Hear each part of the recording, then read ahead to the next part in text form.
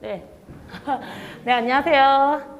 아마 오늘 참여하신 모든 분들이 바로 이 시간을 기다렸었을 텐데 이 시간을 미끼 삼아 오전 지금까지 많은 이야기를 나누었습니다. 드디어 이제 저희 우리에게 절망할 권리가 없다 저자 김누리 교수님을 모셨습니다.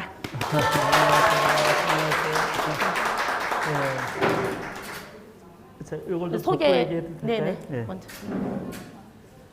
예, 여러분 오늘 반갑고요. 또 여러분 토론하는 것도 제가 이렇게 중간중간에 좀 들어보고 아까 발표도 듣고 하면서 이 책이 이렇게 진지하게 받아들여지는 데 대해서 좀 놀라서요.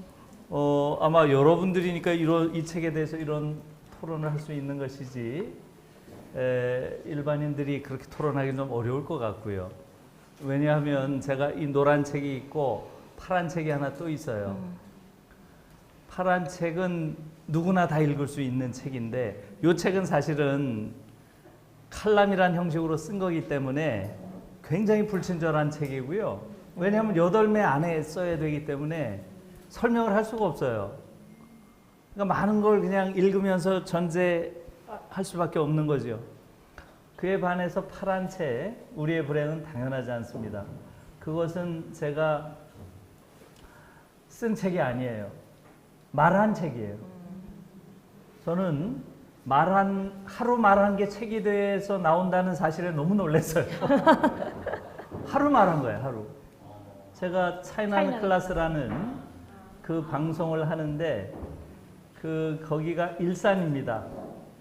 그래가지고 2번에 걸쳐서 방송을 하는데 일산에 또 한 번 오라고 하더라고요. 그래서 그러지 말고 그냥 하는 길에 한꺼번에 합시다. 그래가지고 4시간 하고 2시간 쉬고 4시간 한 거예요. 그래서 8시간을 찍어서 한 1시간 정도를 편집해서 내보낸 건데요. 그 2번 나온 8시간의 녹취록이에요, 그 책이. 그래서 2번째 그게 나오고 나서 출판사에서 전화가 와가지고 그걸 녹취록으로 책을 내고 싶다. 그렇게 해서 제가 소문만 쓴 거예요. 그러니까 하루 말한 게 책으로 나오는데 너무 놀라서요. 저는 사실은 제가 쓴 책이 많지는 않지만 덜어 있는데 1000부 이상 팔린 책이 없어요. 1000부 이상 팔린 책이. 그러니까 대체로 문학에 대한 이야기고 또 독일 문학에 대한 전문적인 책들이니까 그건 누가 읽겠어요. 이 책은 어마어마하게 팔렸어요. 그래서 정말로 제가 굉장히 부자가 됐어요. 깜짝 놀랐어요. 8시간 이야기한 게 책으로 나온데 놀랬고 이 책이 많이 팔린데 놀랐어요. 근데 나중에 생각을 해보니까 이유를 알겠더라고요. 방송에서 이야기를 하기 때문에 거기 듣는 모든 사람들이 전제 없이 선지식 없이 이해할 수 있는 그런 이야기를 할 수밖에 없잖아요. 그걸 구어체로 이야기를 하니까 아무것도 모르는 사람도 그 방송을 들으면 이해할 수 있는 수준까지 제가 다 설명을 한 거죠. 그러니까 그 책도 누구나 읽을 수 있는 거예요. 그래서 그렇게 많이 사실은 팔린데 제가 좀 놀랬고요. 이 책은 다른 거죠. 지금 여러분들이 읽은 노란 책은 제가 2013년부터 지금도 다시 쓰고 있는데요. 작년 1년 쉬고 지금 다시 쓰고 있는데요. 8년 정도 한겨레에 쓴 칼럼을 모은 거예요. 아까 말씀드린 것처럼 칼럼이란 장르는 조금 안 좋은 장르예요. 그러니까 원고지 11매 또는 8매 그 안에 하나의 주제를 써야 되는데 그러다 보면 이게 압축해야 되니까 설명을 할 수가 없어요. 주장만 있는 거예요. 그러니까 이걸 듣는 사람들이 이게 잘 이해가 안 갈 수가 있어요. 무지하게 불친절한 글인 거죠. 그런 글들을 모아놨으니까 더 불친절하죠. 칼럼집이라고 하는 것은 정말 일반인들이 읽기에는 고통스러운 책이죠. 너무나 컴팩트하고 또 그게 일관성을 갖는 게 아니기 때문에 같은 주제로 묶어놓은 거지. 그럼에도 불구하고 여러분들이 그렇게 의미를 부여하면서 읽은 데 대해서 정말 놀랬고요. 역시 선생님들이라서 다르시구나 이렇게 생각을 했습니다. 그러나 어쨌든 제가 무엇을 이야기하고자 하는가 하는 것은 여러분들이 읽으면서 조금 이해를 하셨으리라고 생각이 들고요. 예, 고맙습니다. 그래서 아무튼 예, 오늘 선생님들이 아니면 누가 이 칼럼지 이렇게 굉장히 콤팩트한 형태의 글을 가지고 이렇게 의미 있게 이야기를 하실 수 있을까 이런 생각이 들어서 여러분들에게 정말로 고맙게 생각을 하고요.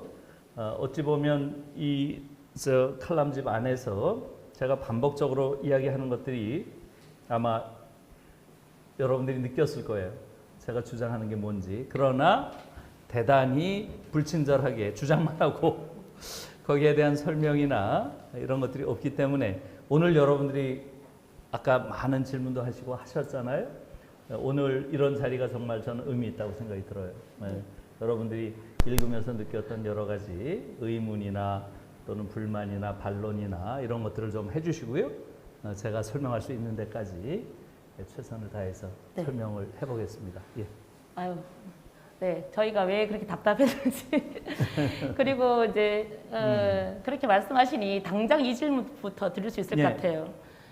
저희가 이제 1장, 3장, 4장 부분만 집중해서 지금 토론을 했거든요. 네, 너무 많은 내용들이 담겨 있기 때문에 교육 부분만 하게 되었습니다.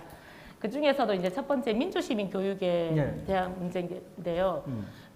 민주시민 교육에서 뭐 여러 이야기를 하다 중요성은 다 알겠는데 중요한 건 이 민주시민 교육을 받지 못한 교사, 그렇게 살아가지 못한 살지 못했던 가정에서부터 그런 교사들이 과연 가능할까?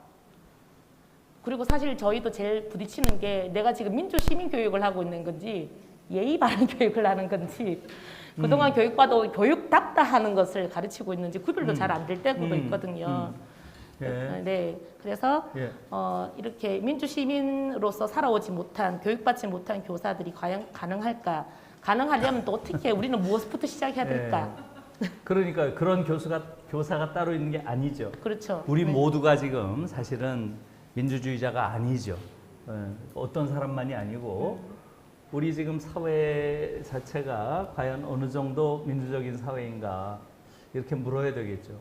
크게 보면 두 가지 물음이라고 생각해요. 한국 사회는 과연 민주주의 사회인가? 이런 근원적인 물음이고 두 번째는 우리 학교는 과연 민주적인 공간인가? 이렇게 두 가지라고 봐요. 먼저 우리 사회가 과연 민주주의 사회인지에 대한 근원적인 물음이죠. 여러분들은 어떻게 생각하세요? 사실은 우리가 민주주의의 그야말로 위대한 역사를 가지고 있는 거 분명하죠. 정말 자랑스러운 거예요. 거기에 대해선 제가 아니고 또 한국인이 아니고 오히려 외부의 시선이 우리가 가지고 있는 것을 훨씬 더 보석이라고 막 이름을 불러요. 저는 이제 제가 독일 유럽 연구 센터라는 데 소장을 맡고 있는데 그 독일 유럽 연구 센터라는 게 좀 대단한 사실은 연구소예요. 독일 정부가 전 세계의 16개국에 21개 연구소를 지정을 해서 21개를 지원을 해요. 미국에서는 지금 제일 첫 번째가 하버드가 1호였고요. 2호가 위스콘신, 3호가 조지타운 이런 식이에요. 그 다음에 캐나다에서는 몬트리올, 토론토. 이게 효과가 있으니까 아시아로 와서는 아시아 1호는 도쿄대가 1호였어요. 2호가 베이징대.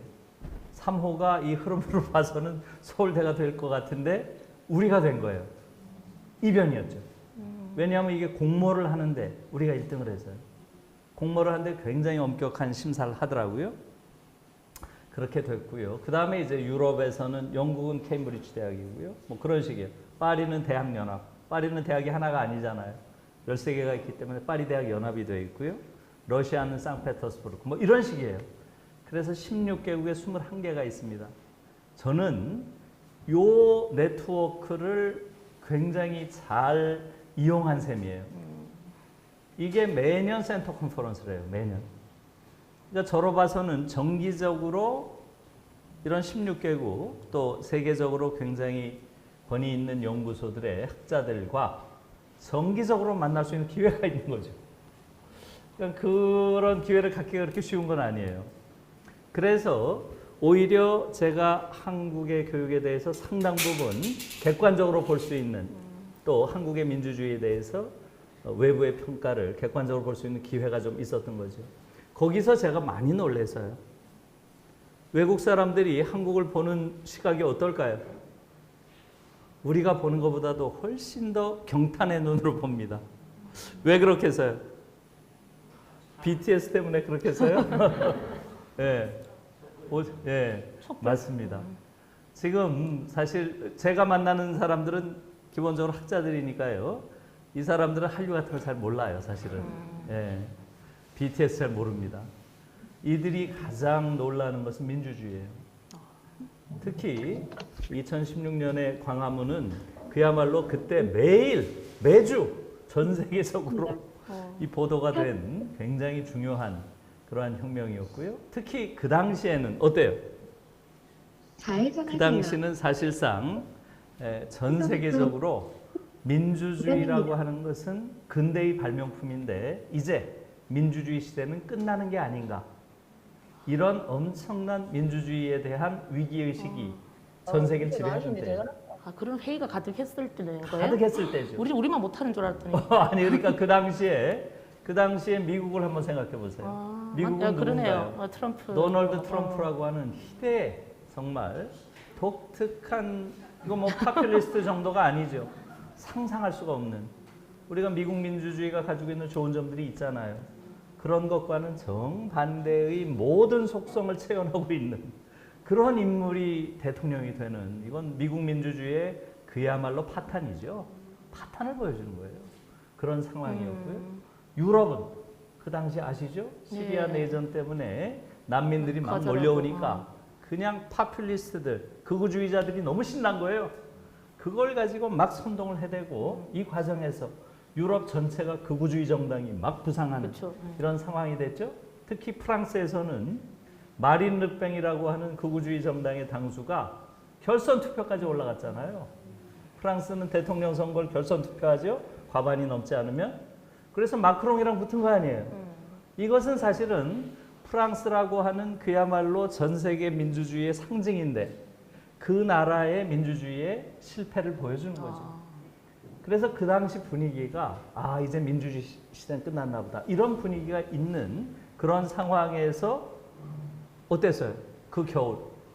유라시아 대륙의 맨 오른쪽 끝에 있는 한국이란 나라에서 광화문이란 광장에 토요일마다 막 100만 명씩 모여가지고 촛불을 들고 이런 모습을 세계인들이 보면서 놀란 거예요.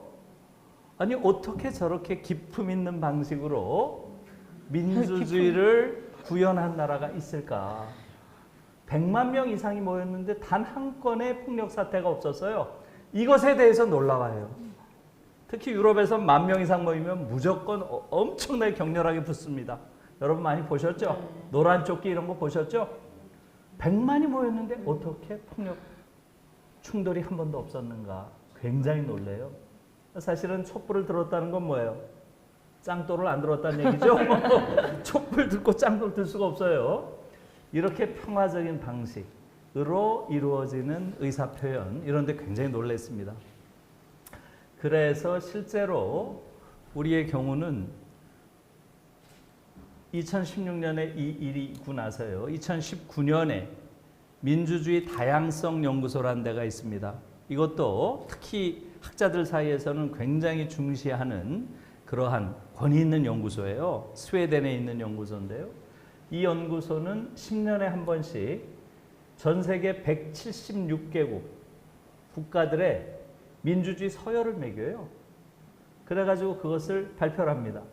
그런데 한국이 2019년에 발표된 이 발표에 따르면 굉장히 놀라운 평가를 받은 거죠.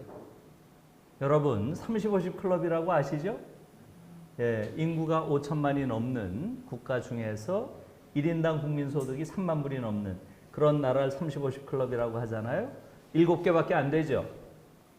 어딘가요? 미국, 일본, 영국, 프랑스, 독일, 그 다음에 이태리. 이태리가 마지막 들어갔고요. 우리가 2019년에 들어간 거예요. 7번째로. 미국, 일본, 영국, 프랑스, 독일, 이태리, 한국 이렇게 된 거예요. 지금 전 세계 7개밖에 없어요. 저는 이게 G7보다 훨씬 중요하다고 생각합니다. 여기 이 그룹이 진정한 의미의 선진국, 선진 강국이에요. 이 7개의 나라가. 그런데 더 놀라운 것은 우리가 거기 들어간 것도 놀랍지만 이 7개 나라 중에서 민주주의의 수준에 있어서 한국이 1등을 했다는 사실. 진짜요? 몰랐어요? 그 책이 너무 없나요? 다르잖아요 지금. 그 책이 없나요? 아니 그런 게 아니라 책하고 분위기가 너무 다르게 이야기하는 아니 그래서 제가 그 네. 말씀을 드리는 거예요. 그래가지고 우리가 1등이고요. 그 다음이 어딘가요? 영국. 그 다음에 어딘가요? 영국, 이태리, 독일. 그 다음에 프랑스, 미국, 일본 이렇게 나와요. 7개 나라의 순위가. 일본이 꼴찌인 건 설명이 네. 필요 없죠. 네, 아베 일본이었고 아베는 사실 민주주의자로 안 보죠. 예, 아베는 준 파시스트, 군국주의자. 끊임없이 군국주의 일본을 부활시키려고 하는 자인 거는 전 세계인이 다 알아요. 제일 낮을 수밖에 없고 미국이 그렇게 된 것도 금방 그렇죠. 이해가 네. 가죠. 네. 트럼프의 미국이었기 때문에. 그 다음에 프랑스도 아까 말한 마린 르팽이라고 하는 극우주의자. 그래서 그렇게 된 거예요. 한국은 왜 1등을 했을까요? 촛불이겠네. 바로 촛불혁명이죠. 예. 그러니까 국정을 농단한 행정부 수장에 대해서 국민들이 촛불을 탁 들고 문제 제기를 하고 국민의 대표기관인 의회에서 그것을 받아들여서 법적으로 탄핵을 하고 이것에 대해서 사법기관인 헌법재판소가 그 결정을 받아들여서 인용을 한 이 일련의 과정은 그야말로 민주주의의 정석 그대로 한 거 아니에요. 여기에 놀란 거예요. 민주주의 이제 다 죽은 줄 알았는데 저렇게 기품 있는 민주주의를 실천한 나라가 있구나. 이렇게 된 거죠. 정말 자랑스러운 거예요. 우린 사실은 이 부분에 대해서 그야말로 긍지를 가질 필요가 있습니다. BTS의 나라에서 긍지를 가질 게 아니고 바로 이러한 민주주의를 실천한 나라다. 이거야말로 우리 아이들에게 정말로 강하게 가르쳐야 돼요. 그리고 우리가 아까 경험하지 못했다고 했는데 경험하지 않은 게 아니라는 거네요. 그렇죠. 결국. 그러니까 이제 네. 여기서 모순이 이제 조금 이따 나오는 거죠. 네. 모순이 나오는 거죠. 그러니까 말하자면 제도로서의 민주주의와 네. 태도로서의 민주주의. 전 그걸 그런 식으로 말을 하는데요. 그 사이에 괴리가 좀 있다는 그렇죠. 거죠. 예. 그래서 지금 말씀드린 그런 지금 한국 민주주의의 아주 위대함에 대해서 외국의 많은 지식인들, 학자들이 그걸 우리가 아는 것보다 훨씬 더 높이 쳐요. 그리고 제가 지난번 파란 책에 기회르기 젤이라고 제 독일 가까운 친구를 인용을 했는데 그분이 오스나브리라는 대학의 부총장까지 한 세계적으로 굉장히 저명한 사회학자예요. 이분이 그 이후에 저를 만나가지고 그 얘기를 하더라고요. 너희들이 지금 30, 50클럽에 들어갔지? 그런데 너희 나라만 좀 독특한 점이 있어. 그거 너 아니? 나한테 그러더라고요. 그래서 그걸 저는 의식을 못했어요, 전혀. 그게 뭐겠어요, 여러분? 30, 50클럽에 들어온 7개 나라, 우리 빼고 나머지 6개 나라는 공통점이 있다는 거예요. 그게 뭐겠어요? 그렇죠. 전부 제국주의 과거를 가진 나라야. 미국, 일본, 영국, 프랑스, 독일, 이탈리아. 너희 나라만 과거에 어느 나라도 침략하지 않고 약탈하지 않고 지배하지 않은 그러한 역사를 가진 유일한 나라야. 정말 자랑스러운 거야. 기회르기 셀이라고 하는 분이 저한테 그러더라고요. 그래서 갑자기 너무나 으쓱해서요. 여러분 정말 자랑스럽지 않아요? 그걸 우리가 정작 인식을 못한 거예요. 그러니까 다른 나라를 약탈하지 않고 지배하지 않은 국가 중에서 지금 선진 강국이 된 유일한 나라예요. 저는 그것이야말로 우리 아이들에게 정말 강조해서 가르쳐야 될 일이에요. 그건 국뽕이 아니에요. 네? 그건 정말 자긍심의 원천인 거죠. 여러분 아시겠지만 오징어 게임이라든가 기생충이라든가 지옥이라든가 이것은 참 아픈 면이 있죠. 전 세계에서 가장 끔찍한 사회라는 거예요. 다른 나라에선 이런 끔찍한 상상력이 불가능해요. 무슨 얘기인지 아시겠죠? 어느 나라에서 이런 끔찍한 상상력이 가능해요? 한국 사회는 일상이 지옥이기 때문에 이러한 상상력이 가능했던 거예요. 다른 나라가 예술적인 감수성이 떨어져서 못 만드는 게 아닙니다. 신자유주의가 만들어낸 최악의 지옥이 지금 한국이에요. 그래서 이것이 드라마화되고 영화화된 거죠. 거기에 대해서 한편으로는 우리가 지옥을 예술적으로 형상화하는 능력이 있구나 이렇게도 생각할 수 있지만 동시에 우리 사회가 처참한 지옥이구나 이것도 인식해야죠. 그런 아슬아슬한 암비발렌스가 있는 거예요. 거기에는. 그래서 그 생각을 좀 같이 해야 된다는 것이고요. 그래서 한국 민주주의가 한편으로 이렇게 훌륭한데 과연 우리가 민주주의자냐 이거죠. 그렇잖아요. 그러니까 우리가 광화문에서 막 민주주의를 외치긴 하지만 과연 우리 자신이 얼마나 민주주의자인가 이렇게 물어보면 그렇다 이렇게 자신 있게 말하기가 좀 어려운 거죠. 사실은 그래서 저는 이 책에서 뭐라고 했나요? 광장의 민주주의와 일상의 민주주의가 괴리되어 있다. 한국에서는. 그러니까 우리가 광장에서 막 민주주의를 외치지만 우리의 일상은 사실은 민주주의자로서의 삶을 살지 못하고 있다. 이런 얘기죠. 그렇죠. 그러니까 제가 비유한 거로는 뭐라고 했나요? 광장에서 막 민주주의를 외친 사람이 이제 집에 돌아가서 지하철을 딱 타는 순간부터 서서히 변신하죠. 서서히 변신해서 집에 딱 들어갈 때는 어떻게 돼요? 완전히 가부장적인 나비가 탁 돼 있고 그 다음날 학교에 오면 아이들 그냥 쥐잡듯이 들먹는 권위주의적인 교사가 딱 돼 있죠. 혹은 회사에 가면 갑질을 일삼는 그런 상사가 돼 있다. 그렇다면 민주주의는 어디서 하죠? 우리 일상은 전혀 민주적이지 않은데 그러니까 지금 한국 민주주의는 이렇게 두 개의 수준으로 갈라져 있다는 거죠. 아마 여러분들도 대부분 동의를 하실 거예요. 그러니까 민주주의라고 하는 것은 결코 쉬운 것이 아니죠. 그래서 아까 다시 질문으로 돌아갈게요. 우리 사회는 얼마나 민주적인가? 이 질문에 대해서 어떻게 답할 수 있어요? 한국 사회는 민주주의 사회가 아니다. 한국 사회는 후기 파시즘 사회예요. 저는 후기 파시즘 사회라고 부릅니다. 우리 사회를 민주주의 사회라고 부르면 한국 사회의 온갖 모순들을 우리가 언어로서 정확하게 규정할 수가 없어요. 지금 우리 사회를 후기 파시즘 사회라고 규정하는 순간 우리는 한국 사회가 가지고 있는 민주주의의 한계를 명료하게 볼 수 있어요. 왜 후기겠어요? 왜 후기겠어요? 전기 파시즘 사회는 뭐예요? 전기 파시즘 사회는 일종의 제도로서의 파시즘이에요. 제도적 파시즘. 그러니까 전두환, 박정희, 노태우 이들이 만들어 놓은 제도들 이것이 전기 파시즘 사회죠. 우리 뭐 선거 자체를 할 수가 없었으니까요. 장충체육관에서 모든 권력이 결정되니까 이런 파시즘, 제도로서의 파시즘이죠. 그건 우리가 넘어섰어요. 분명히. 그런데 후기 파시즘 사회는 뭐겠어요? 일종의 태도로서의 파시즘이죠. 의식, 태도, 관행, 제도, 또 우리의 제스처까지. 맞아요. 한국 남성들은 이 제스처도 완전히 파시스트의 제스처가 아직도 안 빠졌어요. 성질 나면 자동으로 손이 올라가잖아요. 그래야 그냥 올라가요, 자동으로. 저도 지금도 그래요. 이걸 아비투스라고 하는 거 아니에요. 사회학자들이 몸의 배인, 몸의 배인, 관성, 제스처, 몸짓, 의식, 관행 여기에 30년 동안의 파시즘이 배어 있어요, 우리 안에. 이걸 뺀다는 게 너무 어려운 거예요. 특히 저는 선생님들 경우에는 선생님들이 지금 처해 있는 상황, 이 상황 자체가 파쇼의 잔재가 여러분들을 완전히 금치산자로 묶어놓고 있는 거죠.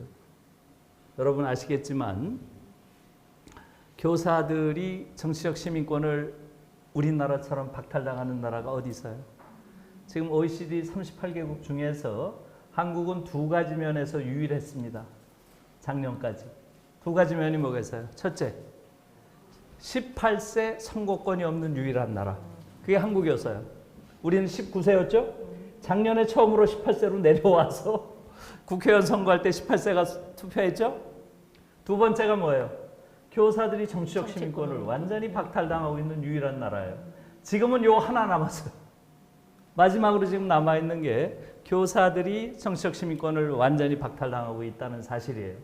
이런 나라가 없습니다. 그런데 이러한 상황, 다시 말하면 파쇼 정권, 군사 독재 30년 동안이 우리에게 새겨놓은 제도적 상처죠. 네.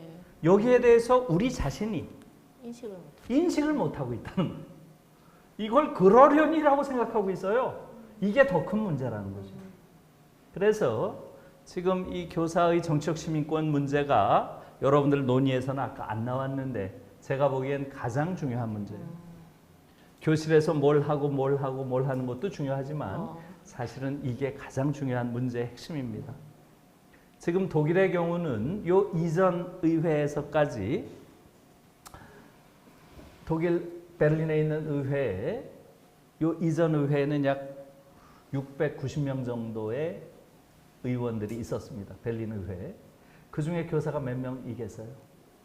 81명이 안 됐어요. 81명. 13%가 교사입니다. 교사는 독일 의회를 구성하는 국회의원의 직능군 가운데 두 번째로 많은 의원을 배출한 직업군이 교사예요. 핀란드 같은 경우는 헬싱키에 있죠. 무려 20%예요. 20%. 핀란드는 1위더라고요. 교사가. 그 의원 중에 교사가 가장 많아요. 지금 OECD 평균은 몇 프로 정도죠? OECD 평균이 약 10%입니다. 10%. 예, 교사가 의회를 구성하는. 교사들이 왜 이렇게 비율이 높겠어요? 대부분의 선진국에서.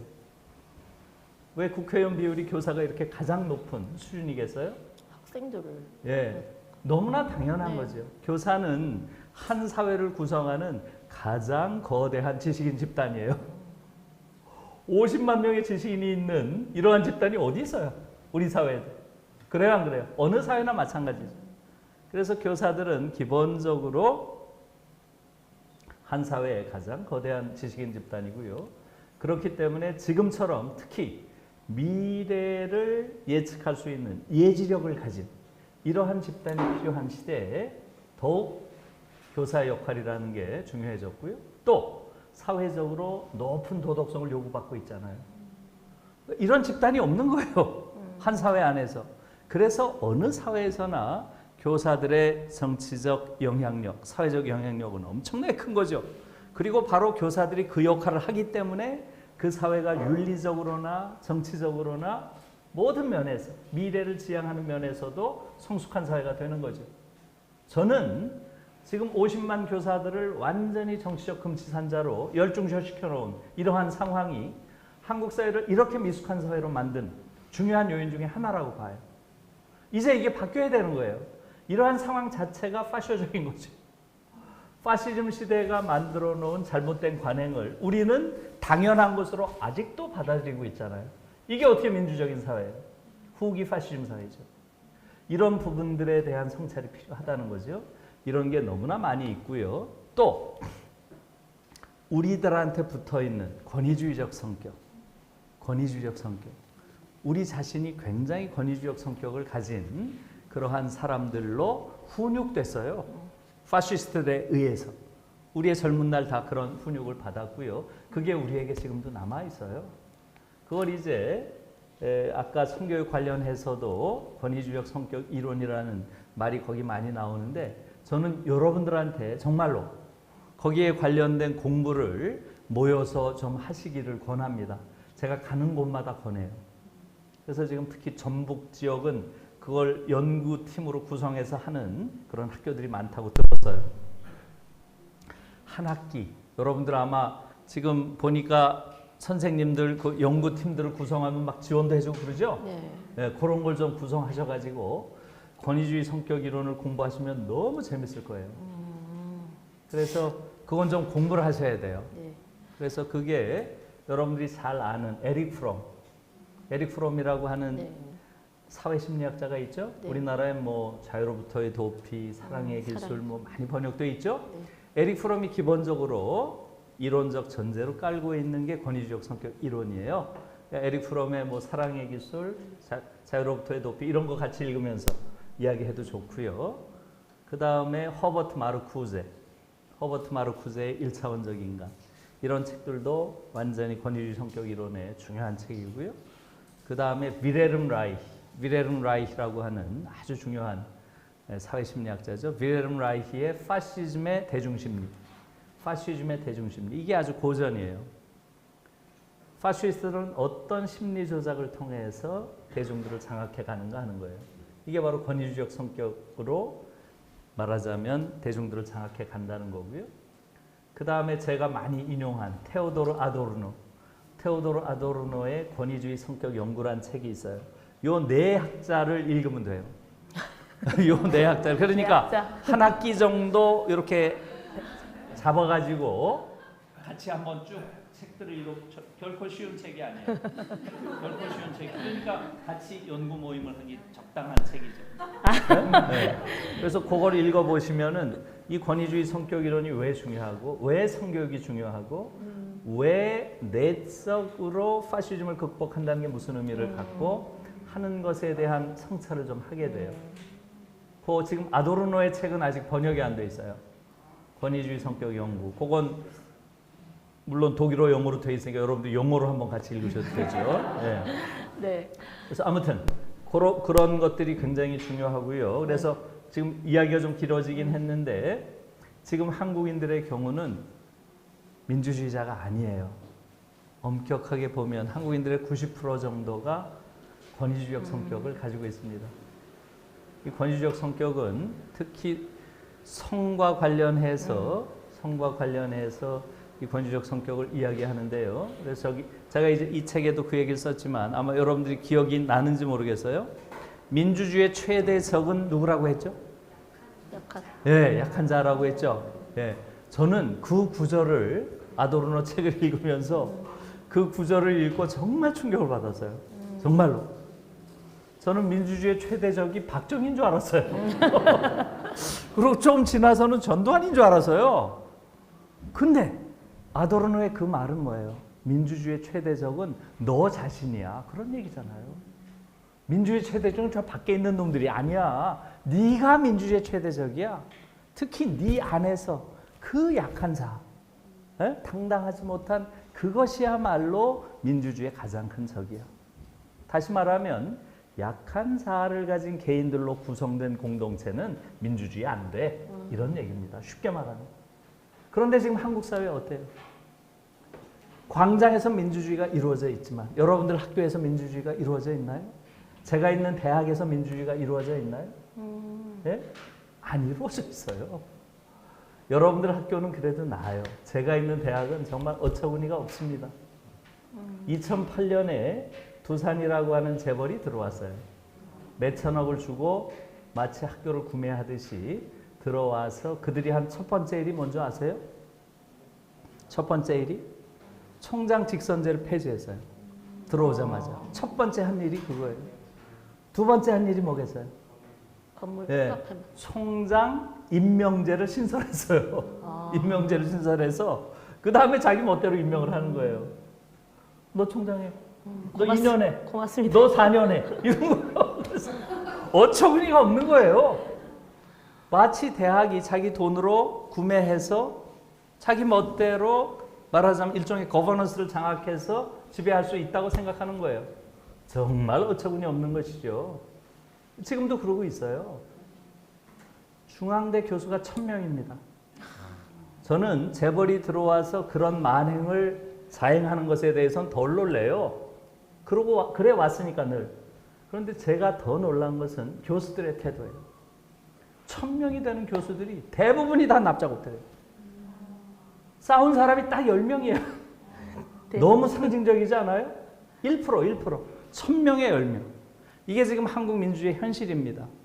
일상 안에서 민주주의를 파괴하는 파쇼적 관행이 관철될 때 거기에 맞설 수 있는 사람이 1%가 안 돼요. 아직도. 그러니 사회민주화가 전혀 안 되는 거죠. 이게 지금 우리 한국 사회의 현실이고요. 지금 여러분들은 대학이랑 또 다르죠. 학교는 훨씬 더 대학보다는 훨씬 나을 거예요. 대학은 지금 그런 식으로 무너져 있고요. 그래서 아무튼 이게 지금 한국 사회의 현실입니다. 그래서 우리는 정치민주화는 어느 정도 됐지만 사회민주화, 경제민주화, 문화민주화는 전혀 안 돼 있어요. 아직도. 그러니까 민주적인 사회라고 부르기 어렵죠. 그런 맥락에서 저는 한국 사회가 후기 파시즘 사회다. 민주주의 사회라기보다는. 그래서 우리가 민주주의 사회로 나아가기 위해서는 아직도 많은 노력이 필요하다. 이렇게 말씀을 드리는 거고요. 두 번째, 우리의 교실은 민주적인가? 이거죠. 우리의 교실은 민주적인가? 어때요, 여러분? 우리 교실은 민주적인가요? 이 질문을 다른 형태로도 할 수 있어요. 다른 형태로도. 아까 그 얘기를 끝내고요. 조금 전에 한 이야기. 교사들의 그런 정치적 시민권 문제가 있죠.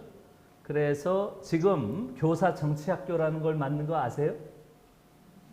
예, 그래서 저도 2번 강연을 했는데요. 교사 정치학교라는 걸 한 3달 전에 광노현 전 서울시 교육감이죠. 광노현 교육감 중심으로 해서 만들어서 지금 2기가 진행되고 있어요. 약 80명 정도를 지금 이제 배출하고 있습니다. 이분들이 의회에도 진출해야 되고요. 여의도에도 최소한 30명은 들어가셔야 돼요. 그게 OECD 평균입니다. 10%니까. 300명 중에 우린 지금 교사가 몇 명 있나요? 제로잖아요. 제로. 한 명도 없어요. 과거에 교사가 2명 있어요. 강민정, 도종환. 이렇게 둘이 있고 없어요. 이런 나라가 없어요. 예. 그래서 특히 여러분 젊은 선생님들은 앞으로 여의도에 가셔야 됩니다. 예? 그래서 최소한 30명 정도가 들어가야 교육 문제 풀립니다. 그리고 당연히 경북 도청에, 도의회 또 시의회에 진출하셔야죠. 진출해서 교육 관련된 문제 또 교육 관련 예산을 교사들이 당연히 그것을 검토하고 결정하고 하는 과정에 참여해야 되는 것이지 교사가 지금 완전히 배제되어 있는 이 상태가 말이 아니라는 거죠. 그래서 아무튼 그 부분이 굉장히 중요한 것이고요. 두 번째 질문은 아까 말씀드렸죠. 과연 우리 교실에서 우리는 민주주의자를 기르는가 아니면 잠재적 파시스트를 기르는가. 이건 정말 중요한 물음이에요. 지금 젊은 세대가 보이는 종잡을 수 없는 정치적 태도들 상당 부분은 파쇼적인 성향이 보이죠. 그것이 우연히 생긴 걸까요? 특히 지금 여당의 젊은 대표라고 하는 그 친구가 보이는 태도는 저는 젊은 히틀러 보는 것 같아요. 정말로. 거의 말하는 것도 그렇고 이 세상을 완전히 우월한 자와 열등한 자로 나누고 자기가 무슨 시험 낸대잖아요. 우월한 자가 열등한 자를 지배하는 걸 정의라고 생각하고 그걸 너무나 당연시하고 자기가 열등하다고 보는 사람에 대해서는 경멸하는 듯한 그들에 대해서는 자기의 지배가 너무나 정당하다고 하는 듯한 이러한 태도를 보이는 것 그것을 한국 사회가 그대로 받아들이는 이 일련의 모습들이 너무나 파쇼적인 거예요. 그래서 그 부분에 대한 성찰이 필요합니다. 제가 지난주인가요? 지난주 한결에 바로 그 이야기를 썼습니다. 나중에 한번 읽어보세요. 민주주의의 성패는 교실에서 갈린다. 그런 제목이에요. 민주주의의 성패는 교실에서 갈린다. 그게 무슨 얘기겠어요? 제가 지난번에 민주당 국회의원들 중에서 교육분과위원회에 있는 국회의원들이 와서 강연을 해달라고 하더라고요. 그래서 가서 강연했어요. 제가 그렇게 얘기를 했습니다. 여러분들 지금 민주당은 민주주의라고 하는 걸 당의 정체성으로 삼고 있는 정당인데 정말로 아무런 생각이 없는 사람들인 것 같다. 도대체 민주주의라는 게 어디서 결판나냐? 민주주의가 투표장에서 결판나는 것 같냐? 천만에. 민주주의는 교실에서 결판나는 거다. 그렇기 때문에 교실이야말로 가장 첨예한 정치 투쟁의 전장이 되는 게 교실이다. 어느 나라나 똑같아요. 독일도 마찬가지입니다. 사실은 민주주의 사회가 성숙한 사회로 정착되는 것은 결국 교실에서 우리가 성숙한 민주주의자를 길러내는지 아니면 위험한 파시스트를 길러내는지 여기서 결판 나는 거예요. 거기에 대한 생각이 없는 겁니다. 여러분, 제가 3가지 측면에서 말씀드릴게요. 첫째, 지금 한국 사회는 파시스트를 길러낼 수밖에 없는 구조입니다. 왜 그렇겠어요? 한국 교육의 영혼이 뭔가요? 경쟁이죠, 경쟁. 네?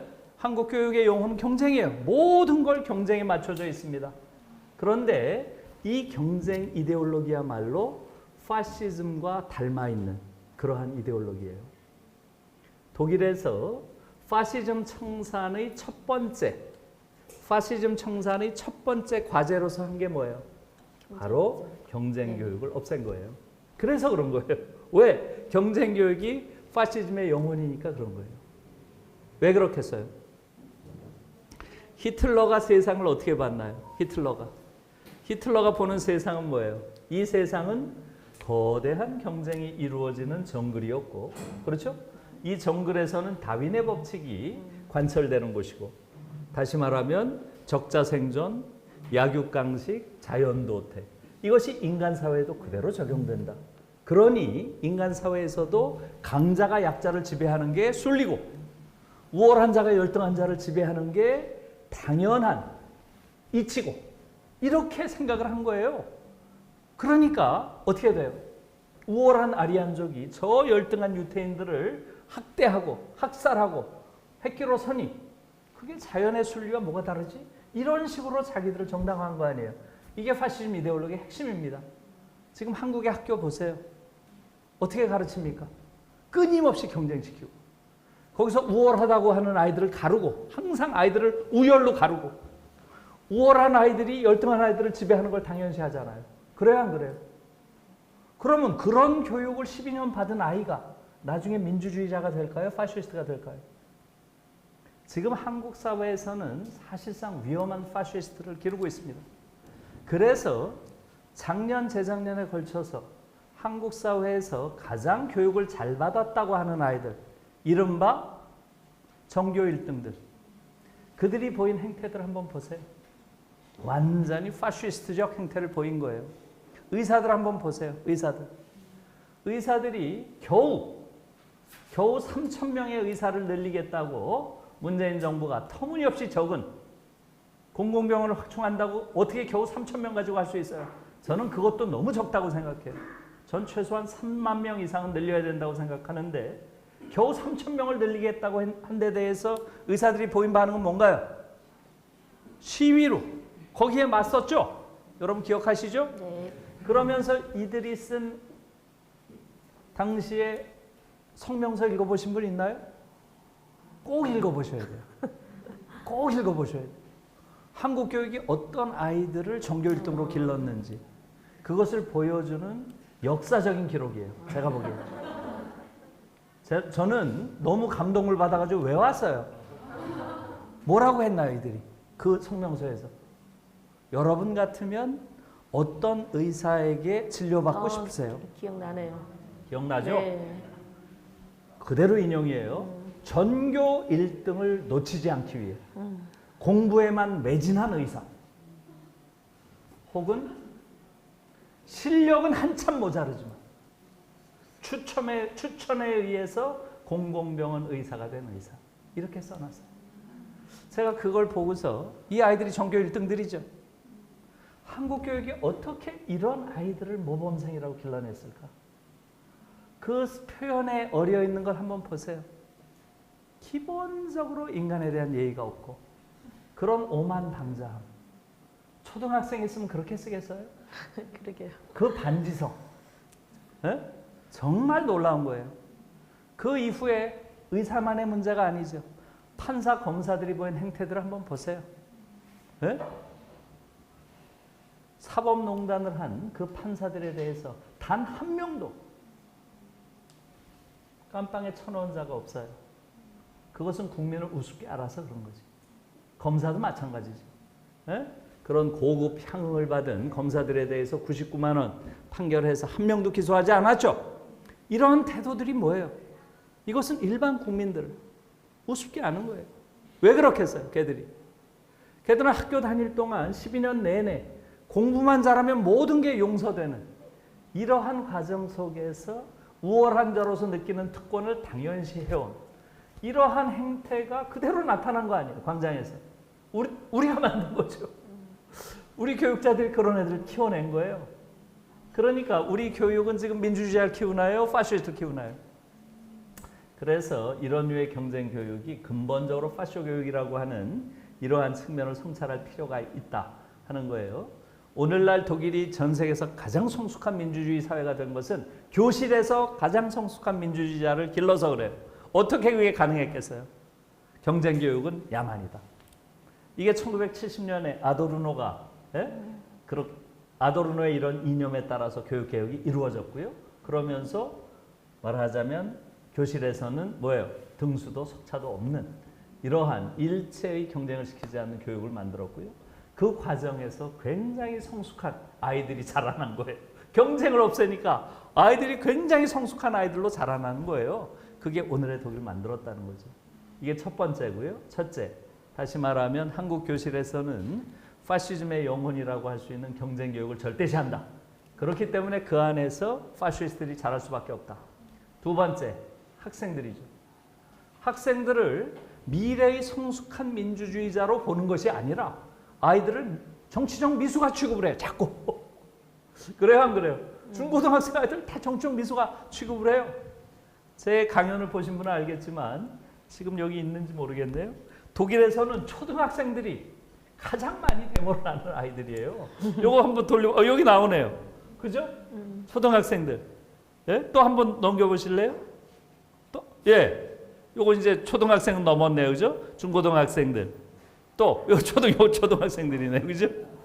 요건 아주 초등학생들이죠. 일상적으로 시위하는 아이들이 초등학생들이에요. 얘들은 지금 뭐 가지고 시위하나요? 우리와 놀아달라. 왜 자꾸 부모가 휴대폰이랑 노냐? 그걸로 지금 시위하는 거예요. 그렇게 써 있어요.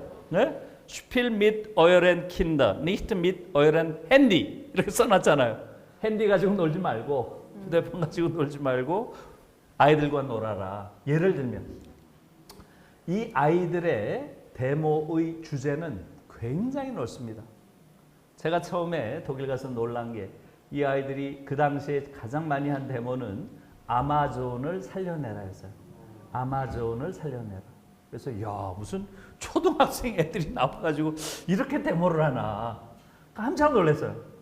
뉴스를 보는데. 그리고 좀 지나니까 더 놀랐어요. 아웅산 수치를 석방해라. 지금도 아웅산 수치가 이렇죠. 30년 전에도 그랬어요. 그때도 아웅산 수치가 가택연금 상태였어요. 아웅산 수치를 석방하라고 이 조그만 것들이 나와가지고 데모를 하는 거예요. 그래서 야, 저건 좀 이해가 안 간다. 정치적인 문제에 대해서 저 아이들이 어떻게 하나? 나중에 봤더니 여러분 엠네스티 인터내셔널이라고 들어보셨나요? 네. 국제사면위원회, 정치범, 사상범, 양심수 이런 사람들을 지원하는 유엔 단체죠. 여기에 가장 많은 기부금을 내는 초등이 독일 애들이에요. 그래서 이 아이들은 정말로 어려서부터 전 세계의 고통과 연대하고 있어요. 고통과 억압이 있는 곳에는 독일 초딩들이 있어요. 정말로 없는 곳이 없어요. 얘들. 그 문제에 대해서 늘 문제를 제기합니다. 여러분, 그래서 제가 그 이야기를 이런저런 곳에서 했는데요. 제가 이 초등학생들 데모를 보는 게 꿈이었어요. 실제로 좀 보고 싶다. 계속 뉴스 시간에만 보니까. 근데 제가 유학하는 기간에 못 봤어요. 얘들 한 번도 만나보질 못했어요. 그런데 최근에 한 3, 4년 전에 베를린에 제가 갔는데 거기서 봤어요. 너무 반가워가지고 그 브란덴부르크 문이라고 있잖아요. 제일 중심이죠. 베를린 중심가에서 이 아이들이 3개 차선을 딱 점거하고 한 300명, 500명 정도 되는 초딩들이 쫙 가는 거예요. 저는 어린아이들 표정에도 기품이 있다는 거 처음 알았어요. 정말 기품이 있더라고요. 그래서 가서 봤더니 얘들이 내세운 그 주장은 그때는 Kein Mensch ist illegal 이런 걸 딱 이렇게 붙여놨어요. Kein Mensch ist illegal. 여기는 그건 없네요.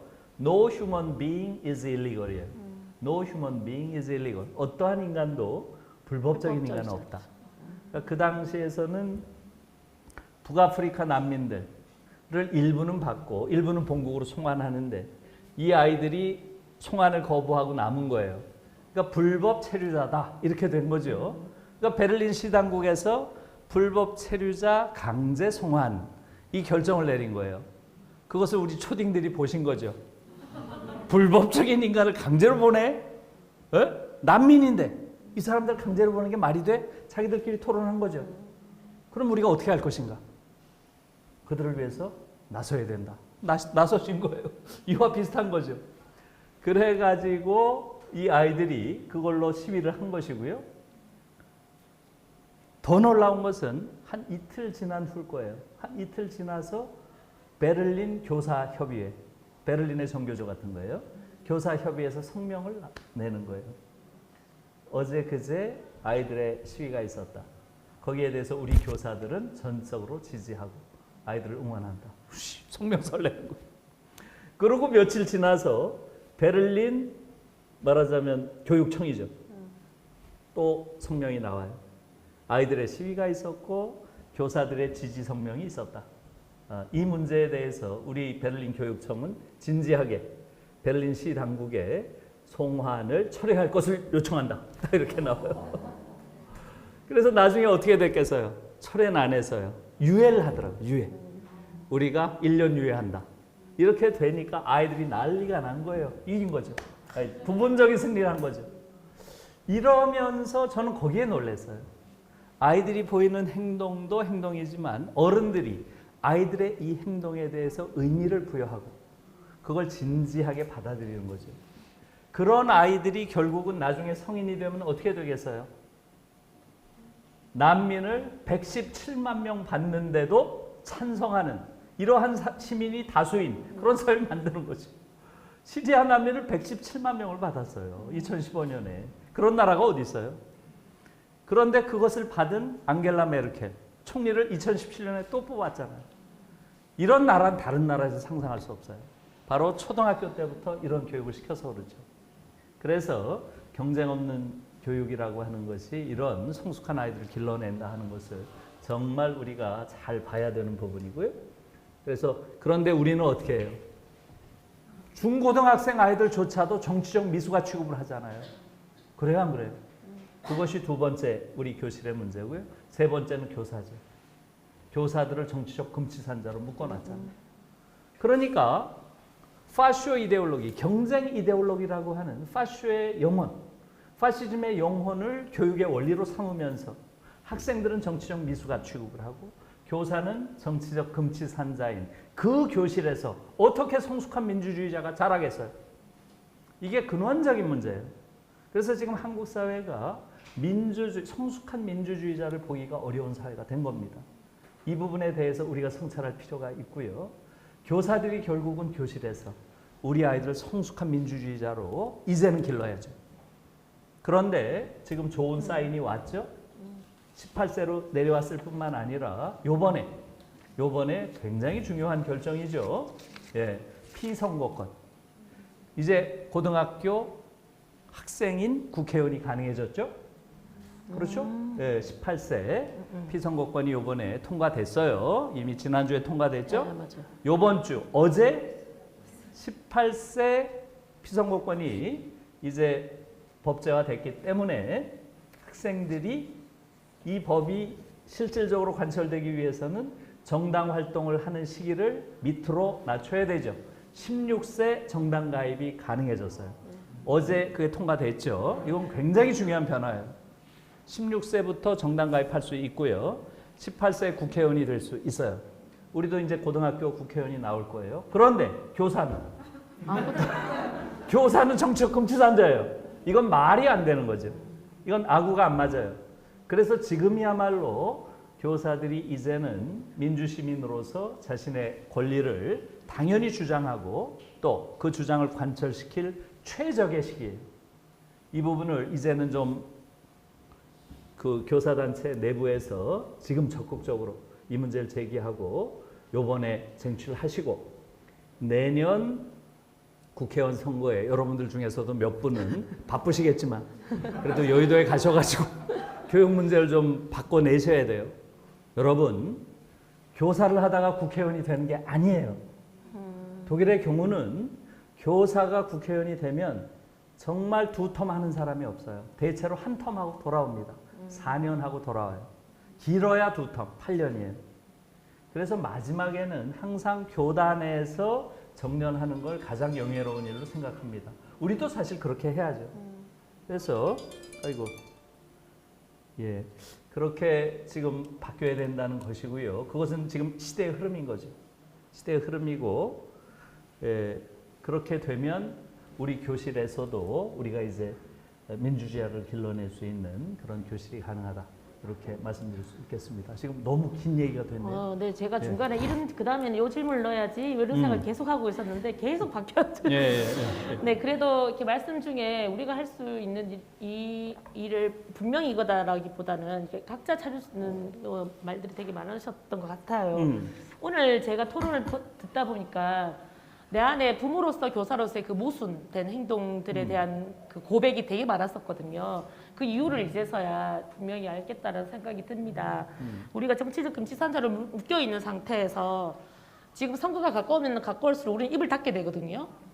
예, 입을 닫으면서 정치 교육 당연히 하지 못하고 그걸 닫게 하니 경쟁밖에 시킬 수 없는 이런 교실이니 이게 교실과 사회가 너무 괴리된 곳에서 지금 10수년씩 다 교사를 하고 있으니 더 씌어진 것도 모르고 있었던 것 같아요. 그래서 인식과 성찰부터 시작이지 않을까 싶습니다. 제가 한마디만 더 말씀드리면은요. 지금 독일의 경우는 이 교실, 특히 초등학교 때부터 교실에서 벌어지는 일에 대해서 굉장히 중요하게 생각을 해요. 왜 그렇겠어요? 이 교실이라는 곳이 아이들이 최초로 가정을 떠나서 만나는 최초의 사회예요. 이게 중요하다는 거예요. 이 최초의 사회에서 아이들이 느끼는 인상, 이게 평생 좌우한다는 거죠. 아, 이 사회라는 곳이 어떤 곳인지 이것을 아이들이 느끼게 되는 거죠. 그런데 아이들이 느끼는 사회가 어때요? 이 세상은 높은 사람이 있고 낮은 사람이 있구나. 그렇죠. 높은 사람은 명령을 하고 낮은 사람은 복종하는구나. 이렇게 배워서는 안 된다는 거죠. 그렇죠. 그래서 학교에서부터 가장 이상적인 유토피아를 만들어야 된다고 생각을 하는 거예요. 그런 한 방편으로 지금 학생 자치 활동도 그렇죠. 굉장히 중요한 그런 것들도 이루어지는 것이고요. 그래서 거기선 제일 이제 중요한 말이 여러분들도 그 훔볼트의 그 말은 전 너무 좋아가지고 그 말을 많이 하는데 훔볼트가 그런 말을 했죠. 학교 혹은 대학은 학교 대학을 같이 그 당시엔 그렇게 많이 썼는데 이렇게 정의를 했죠. 가장 이상적인 유토피아를 선취하는 소우주다 이런 표현을 썼어요. 가장 이상적인 유토피아를 선취하는 소우주다. 그러니까 학교라는 곳이 우리가 상상할 수 있는 가장 이상적인 세계, 그것을 미리 실험해보고 미리 예감할 수 있는 그러한 공간이 돼야 된다는 거예요. 그래야 그것을 체험한 아이들이 그렇죠. 거기서 배운 것을 사회로 확산하는 과정에서 사회 변화를 가져온다는 거죠. 그런 생각을 가졌거든요. 그래서 저는 지금 독일 학교 같은 경우는 실제로 그렇게 돼 있는 거죠. 교사들 사이의 관계가 어떻겠어요? 가장 이상적인 유토피아면 어떤 게 되겠어요? 교사들에게는 사실상 절대적인 자유가 부여되고요. 그리고 교사들의 관계는 완전한 평등한 관계입니다. 그래서 그것을 교사들 사회를 일반적으로 자유의 왕국이라는 말 많이 씁니다. 자유의 왕국. 정말로 그 공동체 안에서는 모든 구성원이 자유와 평등을 누리는 그러한 걸 교사들 관계 속에서 이루어야 최초로 사회를 경험하는 아이들이 그것을 보면서 앞으로 좋은 사회를 만들어 간다는 거죠. 그래서 실제로 독일의 교사들의 관계는 자유롭고 평등한 관계로 돼 있습니다. 그러니까 사실은 어려운 점도 가끔 생겨요. 뭐겠어요? 교장 뽑기가 너무 힘들어요. 교장을 뽑을 때가 되면 서로 그때 연차 휴가를 냅니다. 혹시 그때 나와서 교장 되면 어떻게 해요? 나왔다가 서로 교장을 안 하려고 합니다. 왜 그렇겠어요? 교장이라고 하는 것은 사실은 봉사직으로 생각하는 거죠. 높은 자리가 아니고 다른 선생님들이 아이들을 가르칠 수 있게 행정일을 봐주는 2년 동안의 봉사기간 이렇게 생각을 하는 거죠.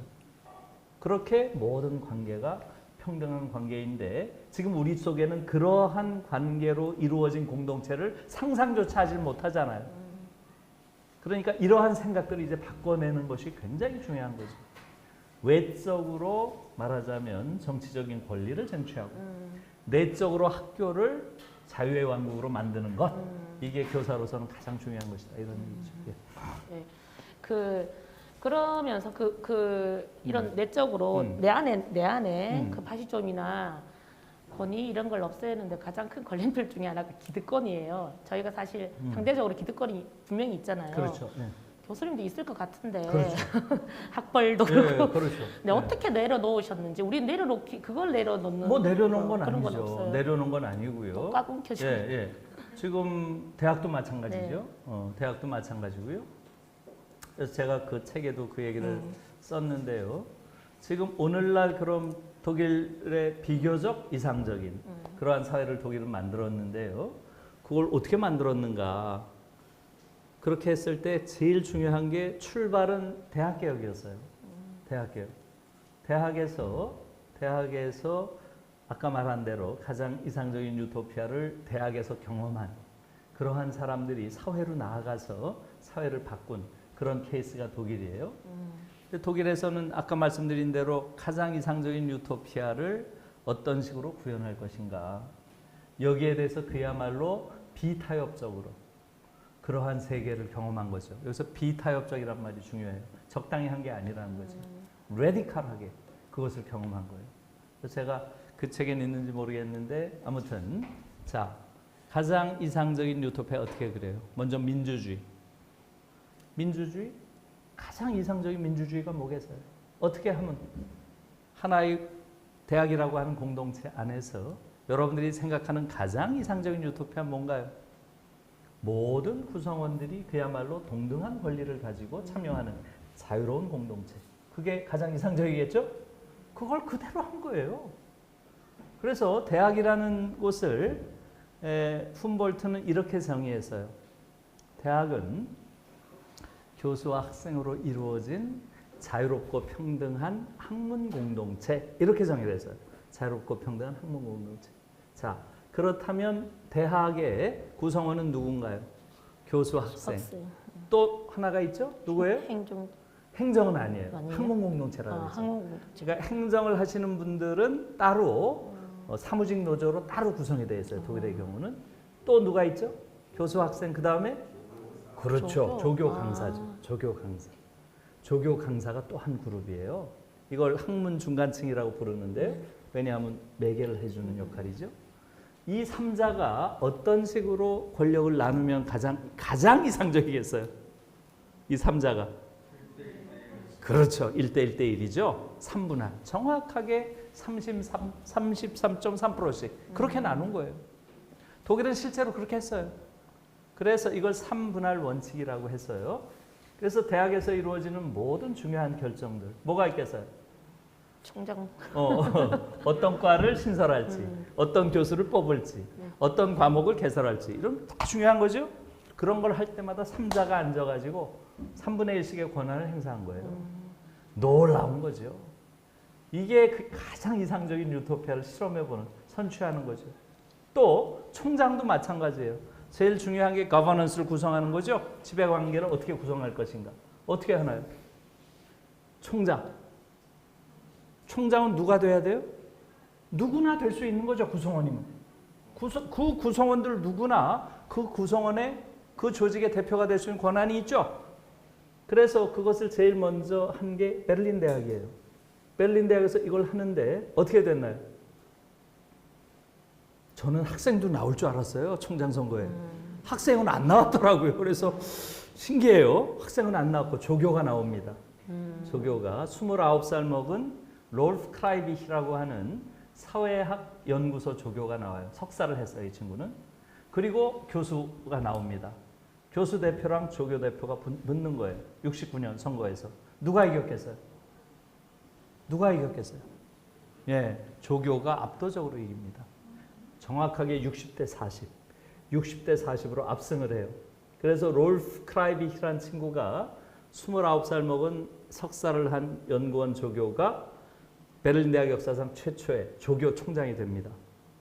근데 이 롤프가 엄청 잘한 모양이에요. 그래서 73년에 롤프는 미리 다음 재선에 나가지 않겠다고 선언을 합니다. 왜 선언하겠어요? 자기는 총장하면서 박사 논문 쓸 수 있다고 생각했대요. 그런데 이게 너무 바빠가지고 도저히 박사 논문을 쓸 수 없다는 거예요. 그래서 난 총장을 또 하면 박사가 될 수가 없다. 그래서 나는 총장 하지 않고 박사 논문 쓰겠다. 이렇게 한 거예요. 난리가 났습니다. 롤프가 한 번 더 해야지. 네 박사 논문이 뭐가 중요하냐.